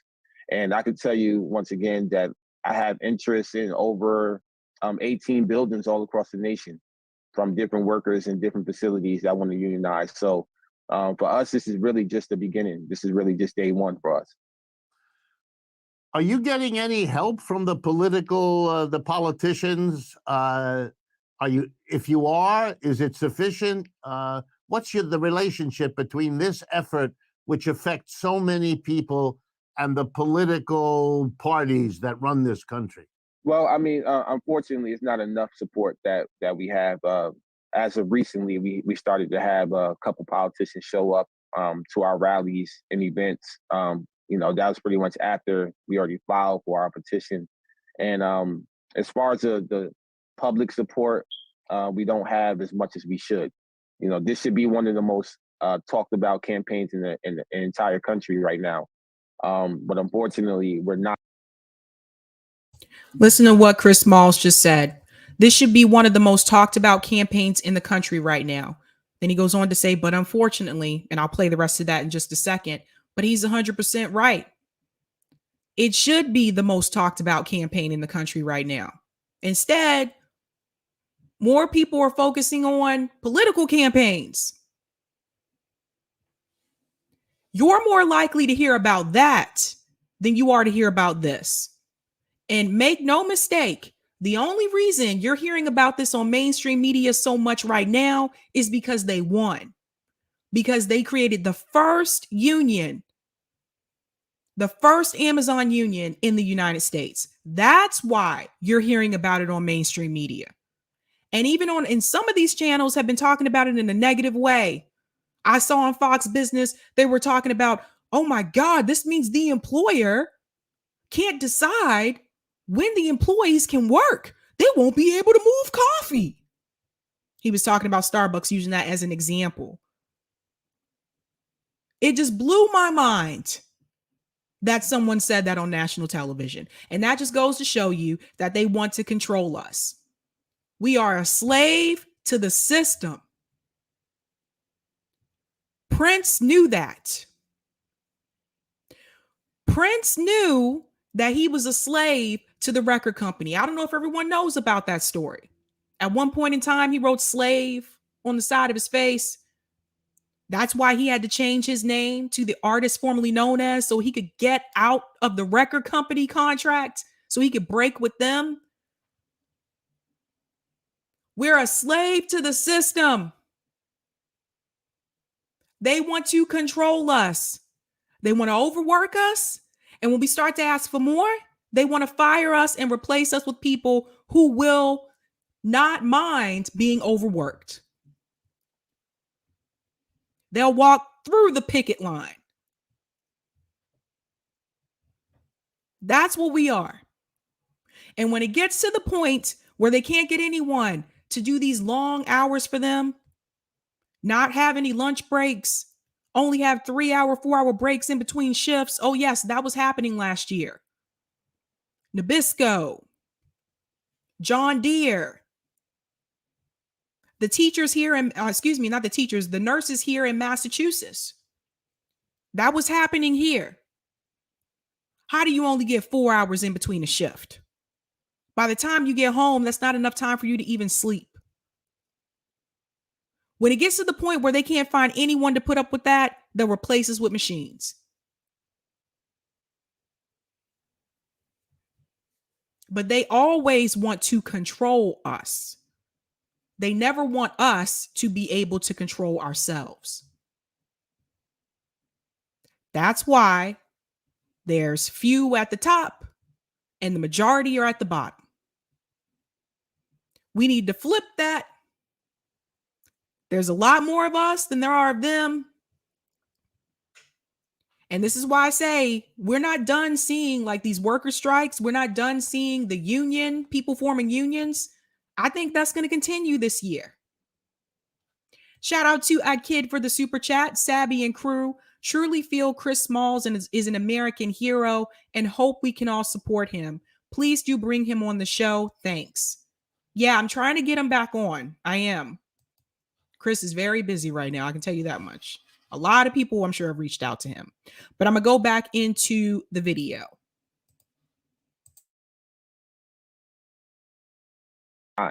And that doesn't it doesn't add up when you're talking about politicians that's on the left that stand in the labor movement, that stand up for workers' rights. There's a lot of progressives that claim that they stand on the solidarity with these workers, but I haven't yet had their support yet publicly to the point where, you know, Amazon workers can realize that they do have this type of support. So they need to step up. That's guaranteed that they need to step up and also help out and support in any way they could with their platforms. And this is right. Okay. So he hit the nail on the head there when he said that they say that they support the workers, but they haven't supported this effort. Now, Chris could have named names, but he's being nice here. But I think we all know who he's talking about. But it's true. They haven't supported that effort. And they did say that they stood with the workers. A lot of them ran on that. I'm an average, working class. I'm running for Congress because I want to represent the working class people and I want to fight for those people. He's right. He mentions their platform. He's correct about this as well. AOC has millions of followers on Twitter. Millions. This effort to unionize the Staten Island location could have been global news while they were fighting for this. All AOC would have had to do was just freaking tweet about it. She didn't even do that. She ghosted them and she didn't tweet about it. Imagine if all of them did it. AOC, Cori Bush, Ilhan Omar, Rashida Tlaib, Ayanna Pressley. Imagine if all of them got together and came to one of those events. Just one of them that he did in Staten Island. Do you know what kind of pressure that would have put on Amazon? But it's not in their district, so here we go. Well, thank you, Chris Smalls. I hope this program helps right there on that last point of yours to build support in the public and among the people who claim to represent us in the public. You are changing this country by the struggle you're waging, and you are a hero for many people, and you deserve our support. Thank you again. And Richard Wolff, notice what he said there at the end. Hopefully this message, what you said, that last point there, reaches those people. Reaches those people. Look, I'll be honest with you. Do I expect to see someone like Joe Manchin, Kirsten Sinema, Cory Booker? Don't even get me started on Maxine Waters after she told homeless people to go home. Do I expect to see them come out and support this effort? No. But the people who ran on being working class and said that they represent those people, yes, I do expect to see their support. Amazon is what? The second largest company in the United States. Walmart is number one. How could you ignore this? How? Sandra June says, I call Uber, gig jobs, digital sharecropping. I call them out on Twitter all the time. Plantation masters. Robert said, question, do you guys think their involvement would have led to failure? You know what, Robert? We'll never know. We'll never know because they didn't even try. I don't know. I think it could have helped change some people's opinions about the squad. But we'll never know. Thank you for the super chat, LPA Film. Chris was also involved in third-party organizing. When he returns, ask him if there are any specific tactics used for unionizing that can be applied to organizing for a third party. Hashtag blueprint. Oh, that's a good one, LPA Film. I'll have to ask him that. Thanks so much. And Robert said, I think it's better that Chris did it without them. That's a good point too. Thanks so much for the tip on Rockfin Roger. Amazon could have put that $25 million towards $50 an hour wages and benefits. Union busted. Sab, the boss class, and their apologists think unions are a threat. Oh, you don't see what's over the horizon. Worker co-ops won't negotiate with you. We just take you over and kick you out. On an even playing field, corporate class can't compete with worker co-ops. I'd like to establish the Chamber of Worker Cooperatives in DC to run counter to commerce. Well said, Roger Meadows. Well said. Richard Wolff is really big on worker co-ops as well. So that is actually from Richard Wolff's channel, Democracy at Work. Definitely check it out, you guys. Like, there's discussions on there about worker co-ops too, if you want to hear more about that as well. So definitely check that out. So I'm going on to my third story. Who are you? Who is Khanna? Who is he? Is he progressive? I don't think so. Is he a Democrat establishment? I think he really is. Is he a wolf in sheep's clothing? Well, here he is revealing himself. He had an interview with MSNBC. They are talking to him about Russia, Ukraine, and they're also going to talk to him about Hillary Clinton.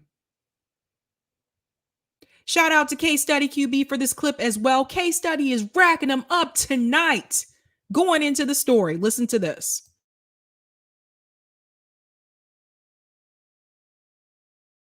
Khanna, thank you so much for joining me, Congressman. Appreciate it.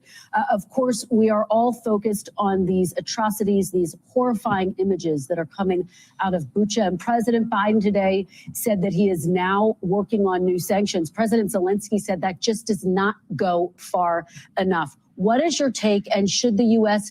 go further and give Zelensky what he's been asking for, the Polish fighter jets, for example? First of all, I want to chime in here before Rokan Man speaks. First of all, who is Zelensky to tell us what goes far enough and what we need to give him? Who is Zelensky to start making demands to the United States? What is happening here? Listen, I have sympathy for people in Russia and Ukraine dealing with this crisis that had absolutely nothing to freaking do with it. But how did it get to the point that Zelensky is now telling us what we're going to do for him?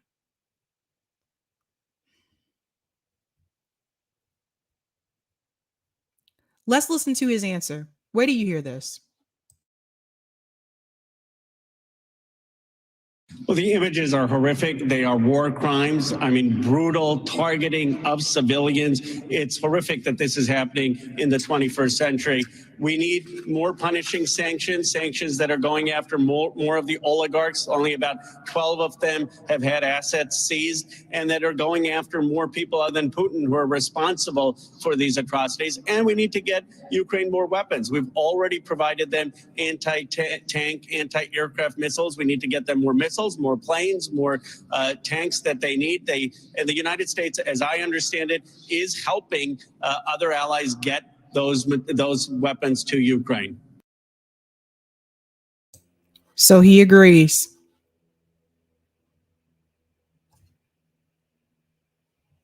It's interesting how Khanna, Joe Biden, how all of them at this point in DC can bend over backwards to help another country, but they're not willing to do that to help people right here in the United States.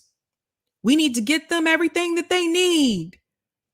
But you can't give Americans everything that we need. But you can do it for someone else. Am I wrong? This should frustrate you. You should be pissed off at this point. They have all this money to give weapons, to give aid to people abroad. But when we ask for simple things, healthcare, we don't have the money. Free community college, we don't have the money. Canceling student loan debt, oh, that would be terrible for the economy, which is a lie, by the way. We can't get anything. All we get from the politicians in DC is virtue signaling and a red-blue game. That's it. When they do try to do something that they consider to be significant, they cut it or they take it away. Giving people $2,000 stimulus checks. We're going to cut it. We're going to reduce it. Psych. The child tax credit. Here you go. We just lifted up half the kids in America out of poverty.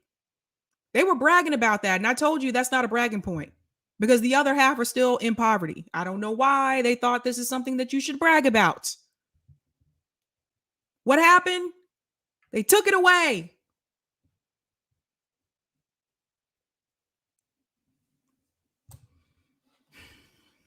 Let's go back into Con Man. Congressman, President Zelensky says, though, all of those steps, including the military aid to date, just has not gone far enough. One of the other big things that we've heard Zelensky call for is a... Again, why does she care? And why should we care? What Zelensky is saying has not gone far enough. Why should that be our issue?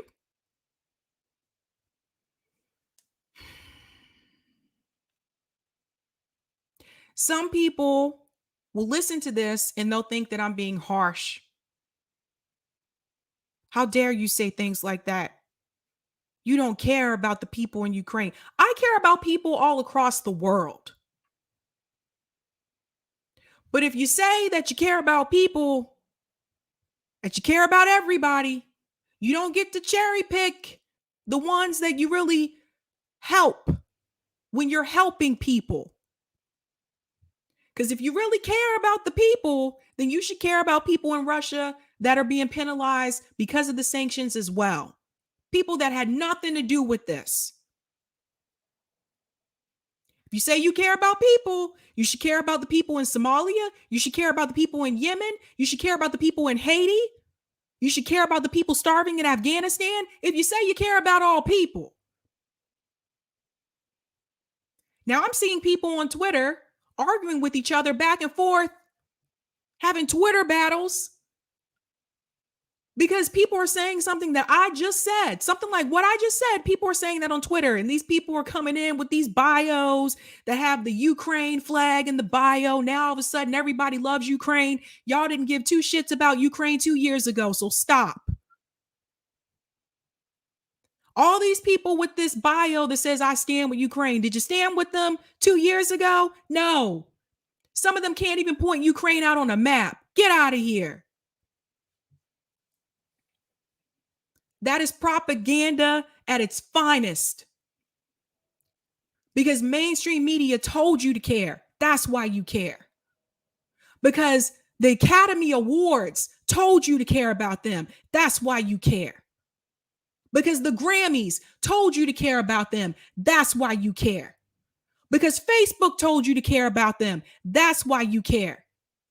Had it not been for all the propaganda from the media and from Hollywood,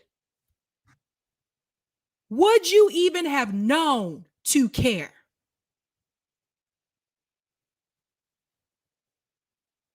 Let's go back in.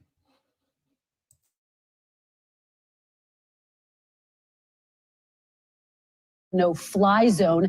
You have been very clear that you're opposed to that, but is there any circumstance under which you would support a no-fly zone? I know last month you called it a euphemism for an air war against Russia, but is your view changing? Well, first, let's be clear what the United States has done. No country in the world has done more than the United States. It's our weapons that have allowed the Ukrainians to put up the heroic fight that they have. So I'm very proud. And yet, Congressman, it hasn't changed Putin's equation one bit. He has continued to move forward, and now these new atrocities that we have all seen. So has the U.S. done enough? Well, I think it has prevented Putin from rolling over Ukraine. If it weren't for our weapons there, and if it weren't for the president's leadership, the experts said that Putin was going to roll over the entire country in 2 weeks. Now it's the Ukrainian heroism, but I think President Zelensky would be the first to acknowledge that this president has stood strong, that his weapons and his leadership in the world has made the difference. But he's not, Rokana. He's not. She just told you that Zelensky said it's not enough.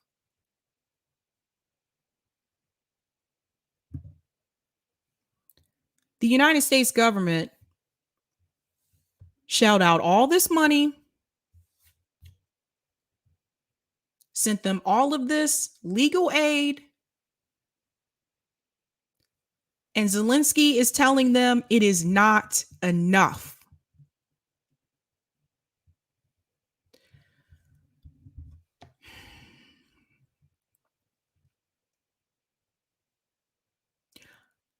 I would really like to hear from voices in Somalia, Afghanistan, Yemen. If you know someone there, please let me know. Someone that is willing to speak out. I would really like to hear from them. Because I can pretty much guarantee you, if they ask, if they've been asking for more help, telling the United States government, this isn't right, this isn't enough, it wouldn't even be on mainstream media.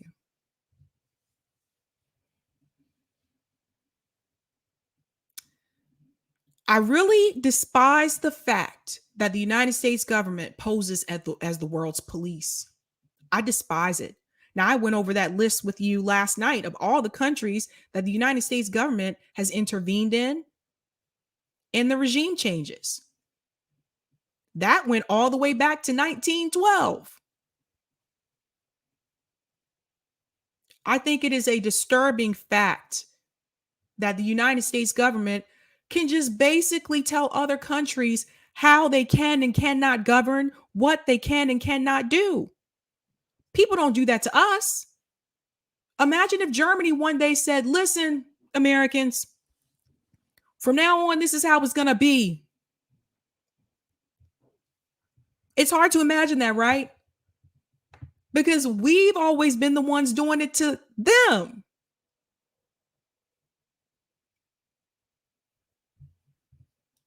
Thank you for the super chat, Nancy Strickland.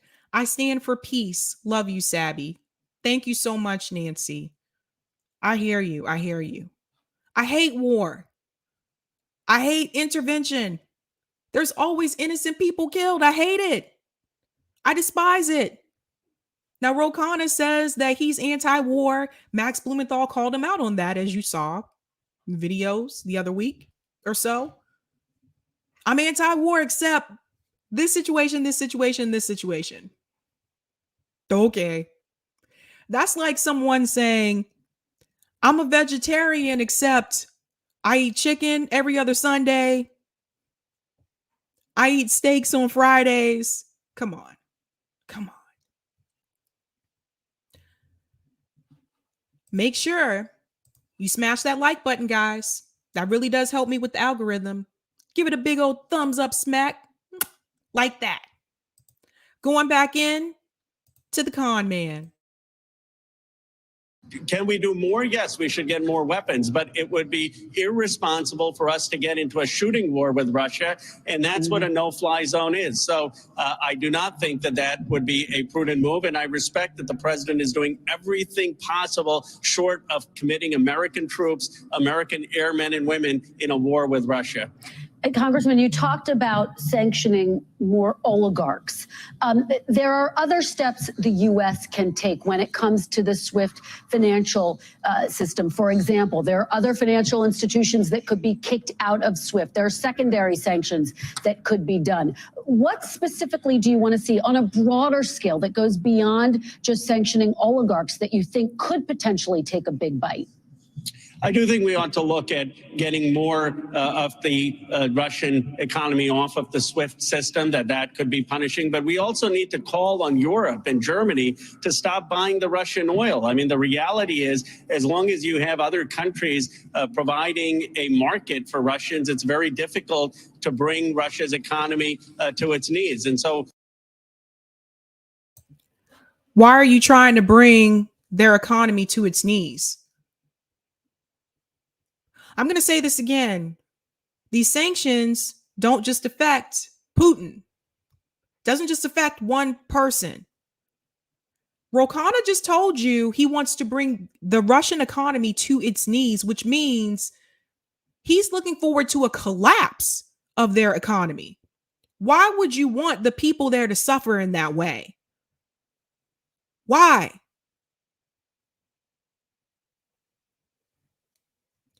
Because the United States government always wants to be number one. Why do you think they're looking at China?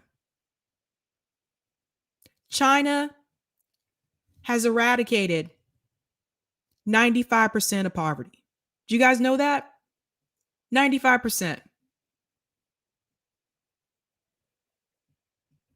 The United States government is afraid of China right now when it comes to the economy. Because for the most part, they don't really need us. But we sure do need them.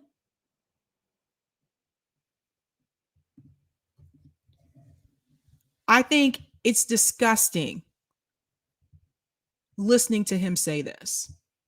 We want to bring their economy to its knees. So now we can add starving people in Russia to this list too?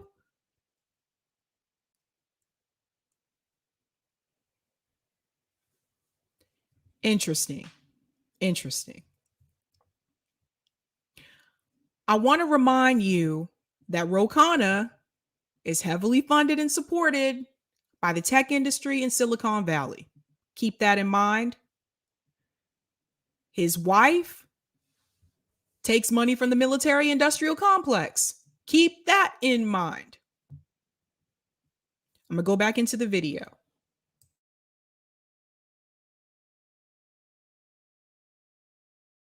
One of the things the president is doing, and we need to continue to do, is to put pressure on Europe and our other allies not to engage in commerce with Russian oil and other Russian key industries. How are you going to tell other countries what they can do? See this? No. No. How are you going to tell other countries not to purchase oil from Russia? They can do what they want.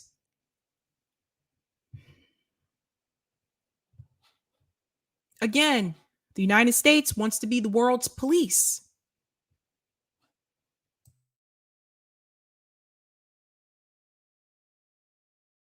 But as you know, that is a very tough sell because they are so dependent on Russian oil. What about some of the other countries who've been on the sidelines? Saudi Arabia, Israel. What does the U.S. need to do to get them to engage and pressure Putin to back down? I know she's not trying to bring Saudi Arabia into this. I know we're not going down that road. Do you really think Saudi... Look, some things I can't talk about on here. Darn it. Remember the journalist, the American journalist that was killed in Saudi Arabia? Did we punish Saudi Arabia for that? Did we punish them for that?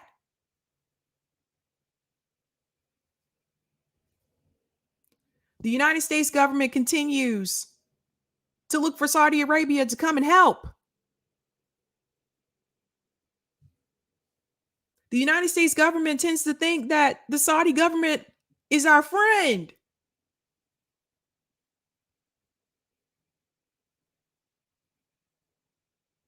Let's remember what happened. I can't say the date on here because they'll censor it. Let's remember what happened to the towers in New York. Who was flying the planes?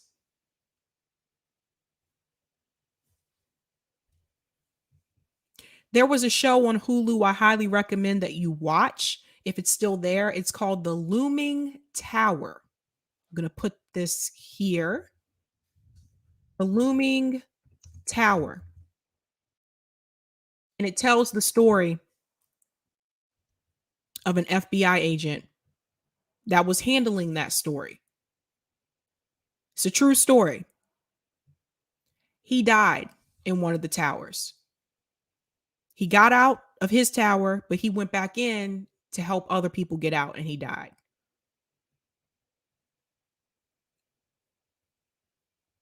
The Looming Tower. You should watch that show if it's still on there. Let's go back into him. Let's go back in. Oh, the Saudis, we should first tell them to stop bombing Yemen and stop a calamity that is just as bad as Putin's calamity in Ukraine. See, this is the part where he tries to come in and say a couple of progressive things so he appears to be legitimately leftist. Should they stop? Should Saudis stop bombing people? Absolutely. Where'd they get the weapons from? He says this as if the United States government was not involved. Like, we're really supposed to sit here and pretend like we had nothing to do with this. Interesting. Don't worry. The establishment part's going to come back out. Continue to listen to this. And frankly, the Saudis continue to show us such disrespect after our alliance with them. I think Israel is being part of the process of trying to wind this war down. But our allies like India and Israel, the collective world and NATO need to see what we can do to isolate Russia economically. The reality is the United States isn't enough if Russia can have alternative markets. I want to turn to November. We are running a little tight on time. And I want to ask you about something that former Secretary of State Hillary Clinton said yesterday to Chuck on Meet the Press about the Democratic Party in the midterms. Take a listen. From my perspective, President Biden is doing a very good job. I think that his handling of Ukraine, passing the American Rescue Package, the huge infrastructure package. I'm not quite sure what the disconnect is between the accomplishments of the administration and this Congress. This woman is a paid liar.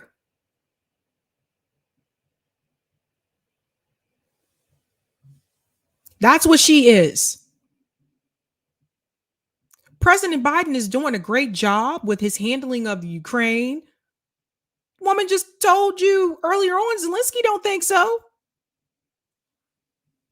His American rescue package. Do you guys feel rescued? Because I don't. That Band-Aid that he dished out to people. Putting Band-Aids on a wound, and the wound continues to reopen instead of healing the wound. This woman is literally on MSNBC lying to people, saying she doesn't know where the disconnect is. She knows exactly where the disconnect is. People are poor. The economy is only working for people that it previously was working for already. For the people who were struggling before the pandemic, they're struggling even more after the pandemic. The people who were wealthy, like Hillary Clinton, the economy is working out just great for people like her. Not so much the rest of us. She doesn't know where the disconnect is. She's paid to lie. No matter what the president does, she is going to defend Joe Biden because he's a Democrat. If you switch the people and you put Bush in this hot seat, you put Trump in this hot seat, she would be saying a different tune. If you don't know where the disconnect is, Hillary Clinton, how about you go and talk to working class people in this country? They'll be pretty sure to let you know where the disconnect is. How about you go visit the people in Los Angeles that Maxine Waters just told to go home, that had no home to go to because they're homeless? Go ask them where the disconnect is. Go see how they're living. Don't just go visit poor people and working class people when you want to get elected. And that's what a lot of them do. Most of the time, they're not out there trying to help people in those neighborhoods. They only show up when they want you to vote. Let's be real. And out of the shadows comes a dark horse. She wears a 1950s hairstyle in 2022.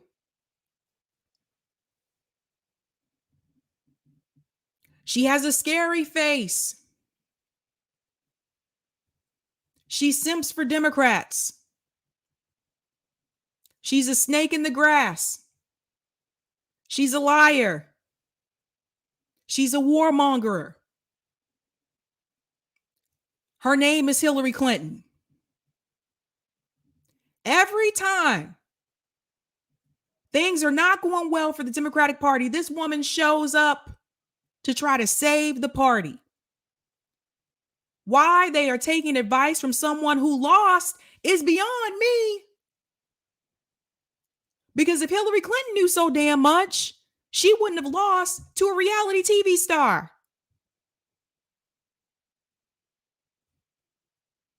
This is who they're taking advice from. This is who they're listening to. Let's go back in.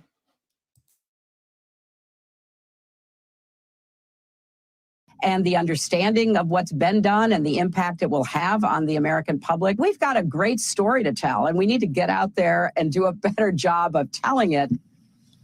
Do you agree with Secretary Clinton? If that was the great story that she was talking about, that little story that she just gave, if she considers that to be a great story, she needs to read more books. Democrats need to do a better job of telling their story? Is it simply about messaging, or is it that inflation and those headwinds are just incredibly strong right now? I agree with Secretary Clinton 110%. We need.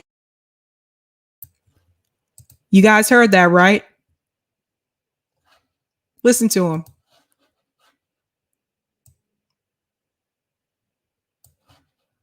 Just incredibly strong right now.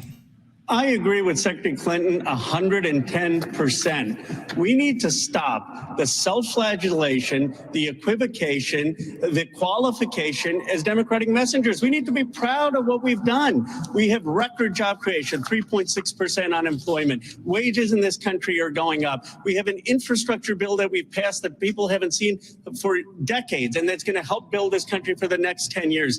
The president has helped win against Russia. Russia is retreating, and we are turning the corner on COVID. Can we come together as a Democratic Party and tell the story and look at the investment in Ohio and revitalization of the Midwest? So I think Secretary Clinton is absolutely right. The Democrats, we have a tendency to self-doubt, self-question. We need to tell people what we've achieved, what this president has achieved.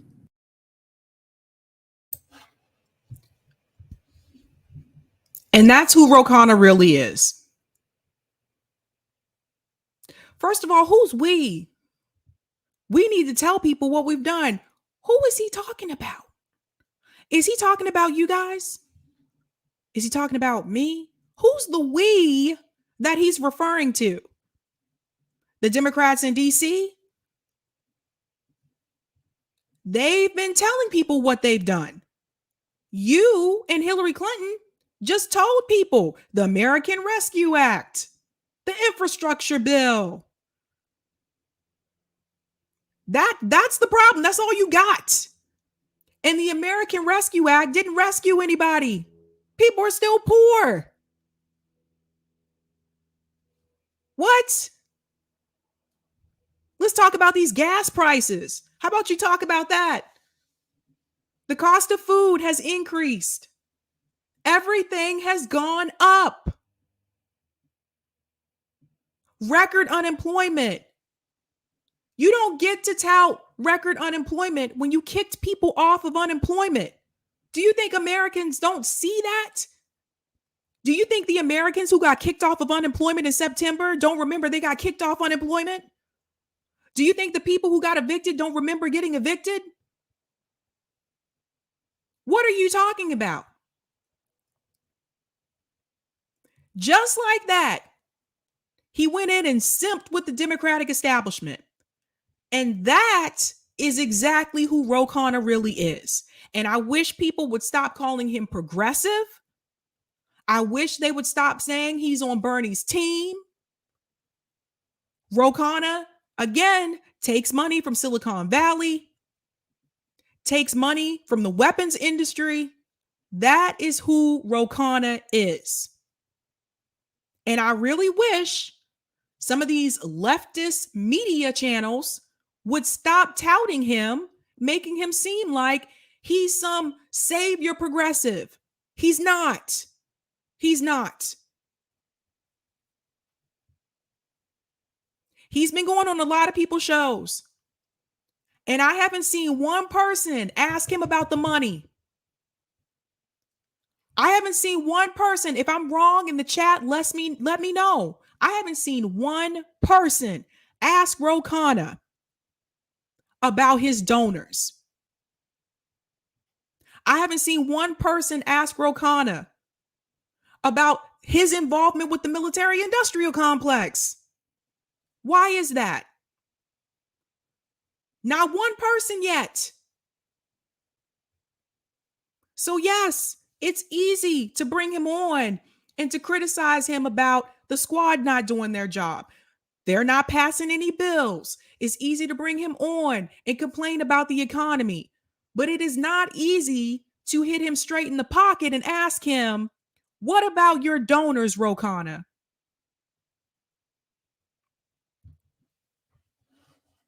That is important for people to know. And everyone who brings him on should be asking him about the money, because at the end of the day, that's what it all leads back to.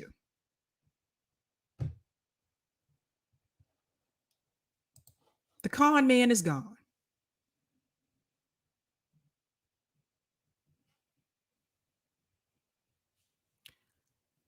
This is why you don't see those politicians come on shows like this. They have no problem jumping on TYT. TYT, Jink, and Anna Kasparian, you think They're going to question Ro Khanna about his donors? No, that would kill their brand. Because then their audience would say, well, all this time you've been telling us Ro Khanna is progressive. He's on Bernie's team. If he's taking corrupt money, then what does that say about the other ones that you've told us are progressive?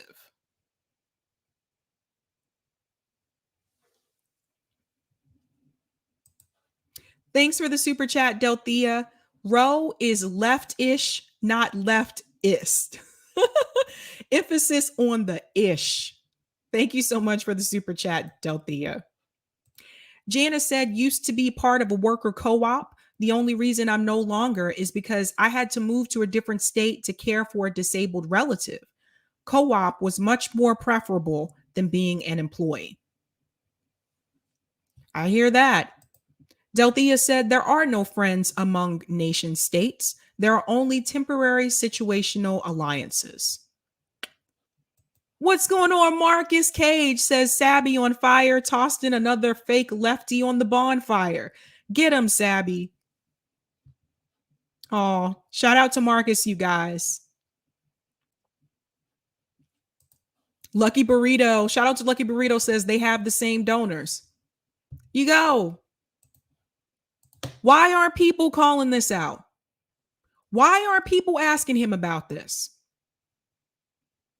For the people that do get on AOC, because she don't really know independent media like that anymore, they should be asking her, why is Justice Democrats taking money from George Soros?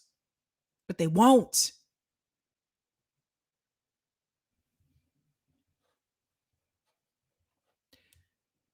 I'll keep speaking the truth. And hopefully this message will reach more people. Because what I want people to really understand is the money is the number one issue. If you don't address the money, you'll continue going in circles thinking the next progressive you get in is going to be okay. The next person you vote for is going to do the job that the previous politician did not do. It all goes back to the money at the end of the day.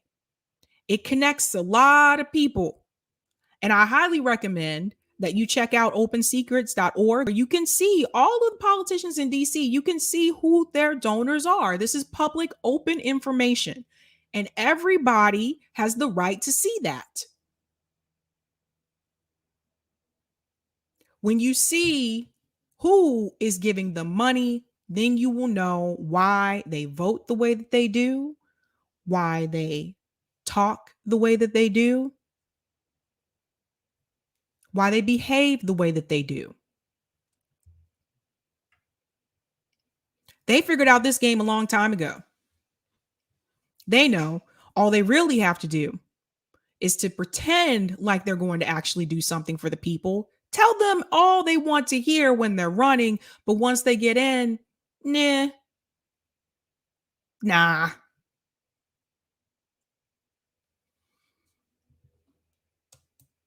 Where Pilgrim said, I bet Khanna would claim it's all public information and weasel out of it that way. But it's worth asking anyway, Monarch. Yeah, like honestly, if I asked him that question and if he did that, I would come back with that question again.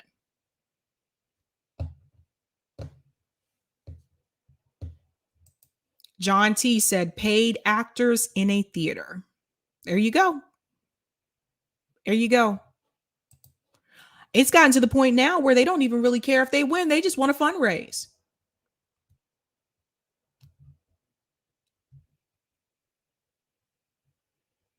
Because if they really cared whether they really wanted to win or not, Joe Biden would be doing everything that he could to help people. Canceling student loan debt, that's a no-brainer. I'm sorry. He would be doing everything that he could. He just want to fundraise. Nancy Pelosi has already contacted me asking for money.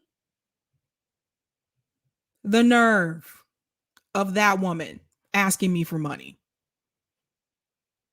Now's the season. Sabrina, this is the most important campaign ever. We need your help. No, boo. You have a lot of money. You have a lot of rich friends. It's a shame the way they just think that they can just spit on the American people. Hit that like button, guys.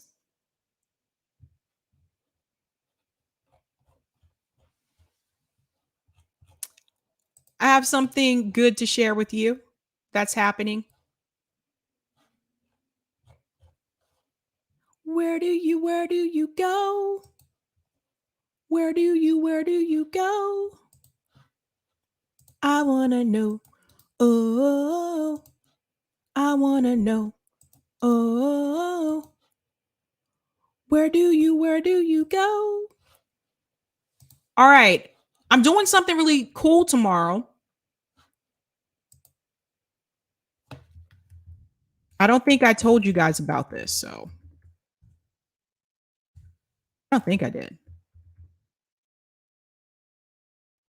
There's an organization here in Massachusetts called Massachusetts Peace Action. If you're in the area, it's a really cool group to join, especially if you're anti-war, if you're anti-imperialist. I definitely recommend that you check them out. And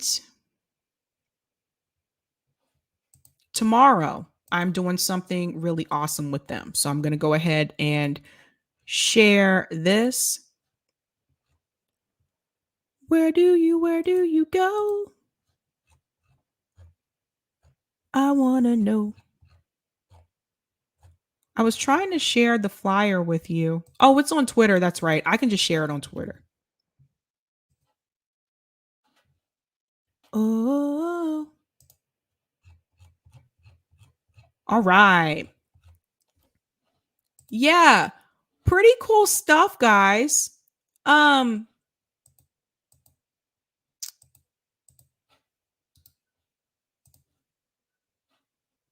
Okay. I'll share it this way. I don't know why I've been singing 90s, I guess, alternative, no, not alternative. Where am I going with that? 90s like house music. Tush, tush, tush, tush, tush, tush, tush, tush. Where do you go? Where do you go? All right. Tomorrow, this is happening. Massachusetts Peace Action. I'll be with Jill Stein and Mappa at 5:30 p.m. Eastern Standard Time. Let me scoot myself back so you can actually see it here. It's happening at 5:30 p.m. Eastern Standard Time tomorrow. We are discussing politics and media. They're discussing that with me. 5:30 p.m. Definitely tune in. Now, you do have to register to be a part of this discussion. It is via Zoom. And it says here, Sabrina is a Boston-based activist, leftist, and podcaster. She's a member of Revolutionary Blackout Network, a Black-led multicultural network and co-op of everyday people, activists, and allies focused on empowering our communities through education, organizing, and direct action. She will join us for a discussion on Wednesday, April 6th at 5:30 p.m. Eastern Standard Time. On her podcast, Sabby Sabs has interviewed Marianne Williamson, Richard Wolff, Max Blumenthal, and many others. Dr. Jill Stein, the Green Party nominee for president in 2012 and 2016, will also be joining us for this exciting discussion. Join us Wednesday, April 6th, 5:30 p.m. Eastern Standard Time. We're discussing Revolutionary Blackout Network, the changing media landscape, and politics from the perspective of an independent left podcaster and activist.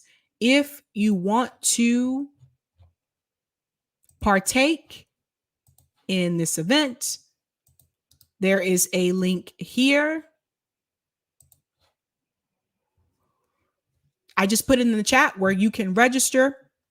to partake in that Zoom call. So should be a fun time. I'm looking forward to it. As you guys know, I guess I have a lot to say. That's not anything new. But yeah, so definitely. So tomorrow, so because of that, tomorrow my live stream will start around 8 p.m. Eastern Standard Time instead of 7 p.m. Just letting you guys know. Blue Lanterns, how could I forget? What is love, Sabby? Don't hurt me no more. What is love? Baby, don't hurt me. Don't hurt me no more. What is love? I know those songs were so good. Voices carry Potato Biden. Voices carry. Oh, yeah, where I just posted the link. I'll post it again. There you go. There you go. Any more cool 90s songs you guys remembering? Techno, 90s techno. There was one called Jimmy Ray. I think that was a one-hit wonder. Are you Jimmy Ray? Who wants to know? Who wants to know? There was another one. Do you guys remember this band? Well, they weren't really a band. Do you remember they had that song? Oh my God, I can't remember the name of them. I'm so sorry. I'm sorry. I can't remember the name. They had the fire starter song. They were like, I'm a fire starter, twisted fire starter. I'm a fire starter, twisted fire starter. That was pretty much the song. That was a pretty cool song, actually. Prodigy, thank you, KM4Os. Exactly. Prodigy was the name of the band. Firestarter. Man, we had some cool music in the 90s, man. No wonder we turned out a little strange, huh? We had some cool music. Yeah, Lawrence Johnson, where do you go? Tell me what you want, what you really, really want. Tell you what I want, what I really, really want. So tell me what you want, what you really, really want. I tell you what I want, what I really, really want. Don't tell me what you want, what you really, really want. Spice Girls. I love it. I love it. Oh, yes, it's another good one. Marcus says, I saw the sign. Ace of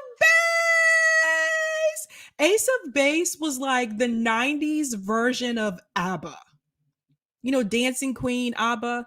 Ace of Base was like that with a little bit more of a harder, edgy beat. I saw the sign. Oh, thank you for the super chat, Meteor Dreams. Do You Miss Me by Jocelyn Enriquez. Do I know that one? I don't know if I know that one. Maybe I just didn't know the title. Thank you for the super chat. Yes, Idris, it's a beautiful life. It's a beautiful life. Oh, it's a beautiful life. I like that video. It's pretty cool. Oh my God, you guys are bringing up all these songs. Barbie girl song. I'm a Barbie girl in a Barbie world. Oh man, you're bringing it back. Yes, Eric, all that she wants is another baby. Yep. She lives a lonely life. Gamer, I can get down with that. Soundgarden, good band. Yeah, Soundgarden was really good. Really good. Like you knew when you would hear like Chris Cornell's voice. I don't know if you guys ever listened to when Chris Cornell joined Audio Slave. Well, I guess he didn't really join it. They formed it. It was Chris Cornell. I think that was Tom Morello from Rage Against the Machine. They formed a band after Soundgarden had their split, and it was called Audio Slave. And I like them too. They were really good. Soundgarden was probably, okay, one of my favorite music videos from the 90s is Black Hole Sun. And I will really say I haven't seen a video like that. I just haven't seen a video like that. I really haven't. Like, I remember turning on my TV. This is when MTV used to play videos. They don't do that anymore, really. And I was getting ready for school. And I remember seeing this video, and there's like this guy mowing the lawn. There's kids outside playing with the bugs, and there's a Barbie doll and all this kind of stuff. And I'm seeing these people's the smiles on their face are going all the way up to their ears, and I'm like, what the hell is this? So of course I had to watch the video, right? So that was back when the power of your music video, regardless if I was into that type of musical genre, that actually got people to listen to the song. So of course you turn on something like that and you see this freaky smiles, and I'm like, what is this? And the song was actually a good song. So that got me into that. Red Hot Chili Peppers, Give It Away Now. I was like, who are these guys in silver, covered all in silver with these long braids? What the hell is this? That was actually what got me into alternative music. It was the videos. I saw the video first. That's how I got to listen to those songs. That was how. Yeah, Sebastian Korn. Yeah. I like them too. Someone mentioned, oh, Torn by Natalie Imbruglia. I wonder what happened to her. That's another one I'd like to see come back. Do you guys remember? You're going to laugh, but the other day I was going through like old CDs. I was looking for something and I found a Sarah McLachlan CD.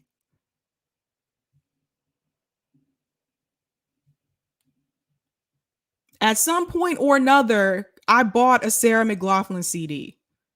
The woman who sings the sad songs about the puppies being hurt that comes on late at night, the infomercials, and she's singing about in the arms of an angel. That one. I was like, how did this happen? I don't even remember buying it. Maybe someone gave it to me. Yes, No Doubt. Awesome. I posted No Doubt's Tragic Kingdom album on Twitter a couple days ago, and I said, raise your hand if you remember this. I still think that was their best album, by the way. Their sound changed as they grew, but I still think that was their best one. Lucky Burrito said Offspring, Beck, Nirvana. Oh my God, remember Beck? You guys remember Beck? I haven't heard much from him recently. He was like, I'm a loser, baby, so why don't you kill me? Get busy with the cheese whiz. That was another one that was really cool. I like the video for REM's Losing My Religion. That was a good one too. What happened to them? What happened to a lot of these bands and these groups, right? They were really popular in the 90s and then they just kind of faded away. I wonder if part of it is just because like MTV, like I said, they stopped playing music videos for most part. It became the reality TV channel, RTV. And TLC, of course. Don't go chasing waterfalls. Guys, me and my friends, we actually competed in a talent show. We used to do those back in the day. And we sang, what was the song? Baby, Baby, Baby by TLC, the talent show. That was fun. Sugar Ray. Sugar Ray songs were pretty fun and upbeat. I just wanna fly. I remember that. Man, you guys are bringing up a lot of good ones. Oh man, waterfalls. Oh yeah. Oh my gosh. Man, I was telling JB we should do like a pop culture music show or something. At least like one episode where we talk about like the 90s music. Baby Got Back. By the way, every time I did karaoke with my friends, someone would sing that song. Till this day, by the way, someone gets up to sing that song, and it's not usually one of us. So it's just kind of funny. Third Eye Blind. Oh my God. So Third Eye Blind, I'm about to go in a minute. I went way over time. Third Eye Blind had this song called, I can't remember the name of it, but the song goes, doop, doop, doop, Doop doop doop doop doop doop doop doop doop doop. I want something else to get me through this semi-charm kind of life. That song. It's such an upbeat, fun, and exciting song. And then one day I found out what that song was about. How could they make that song so upbeat and cheerful? That song's actually about heroin. The story that they went through, what they went through, I guess when they were trying to get clean. I guess I wasn't really paying attention to the lyrics. I just heard doop de doop doop. But that was a cool song. They also had that song where they were like, what's the one about stepping off the ledge? Oh, I wish you would step back off that ledge, my friend. That song is so dramatic. That was a good one. Am I going over time, Eric? Oh, one more super chat. Oh, I missed it.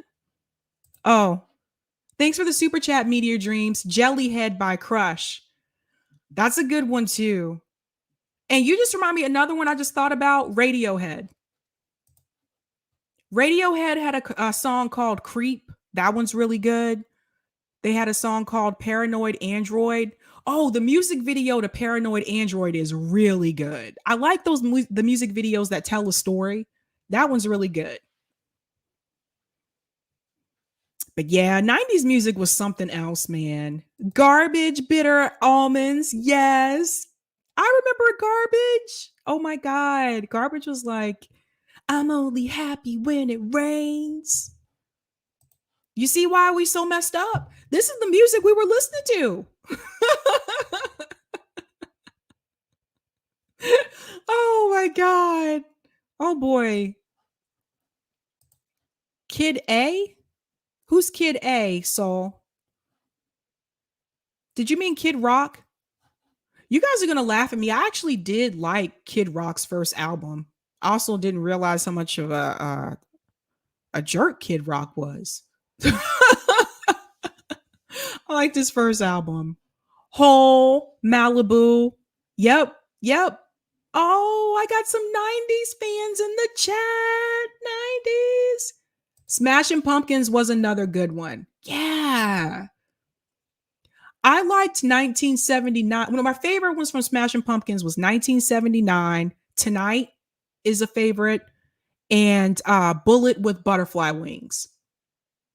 The world is a vampire. Do do do do do do. Oh, I gotta go. You guys taking me back. You taking me back. Gots to go. All right, guys. Have a good night. Keep up the fight.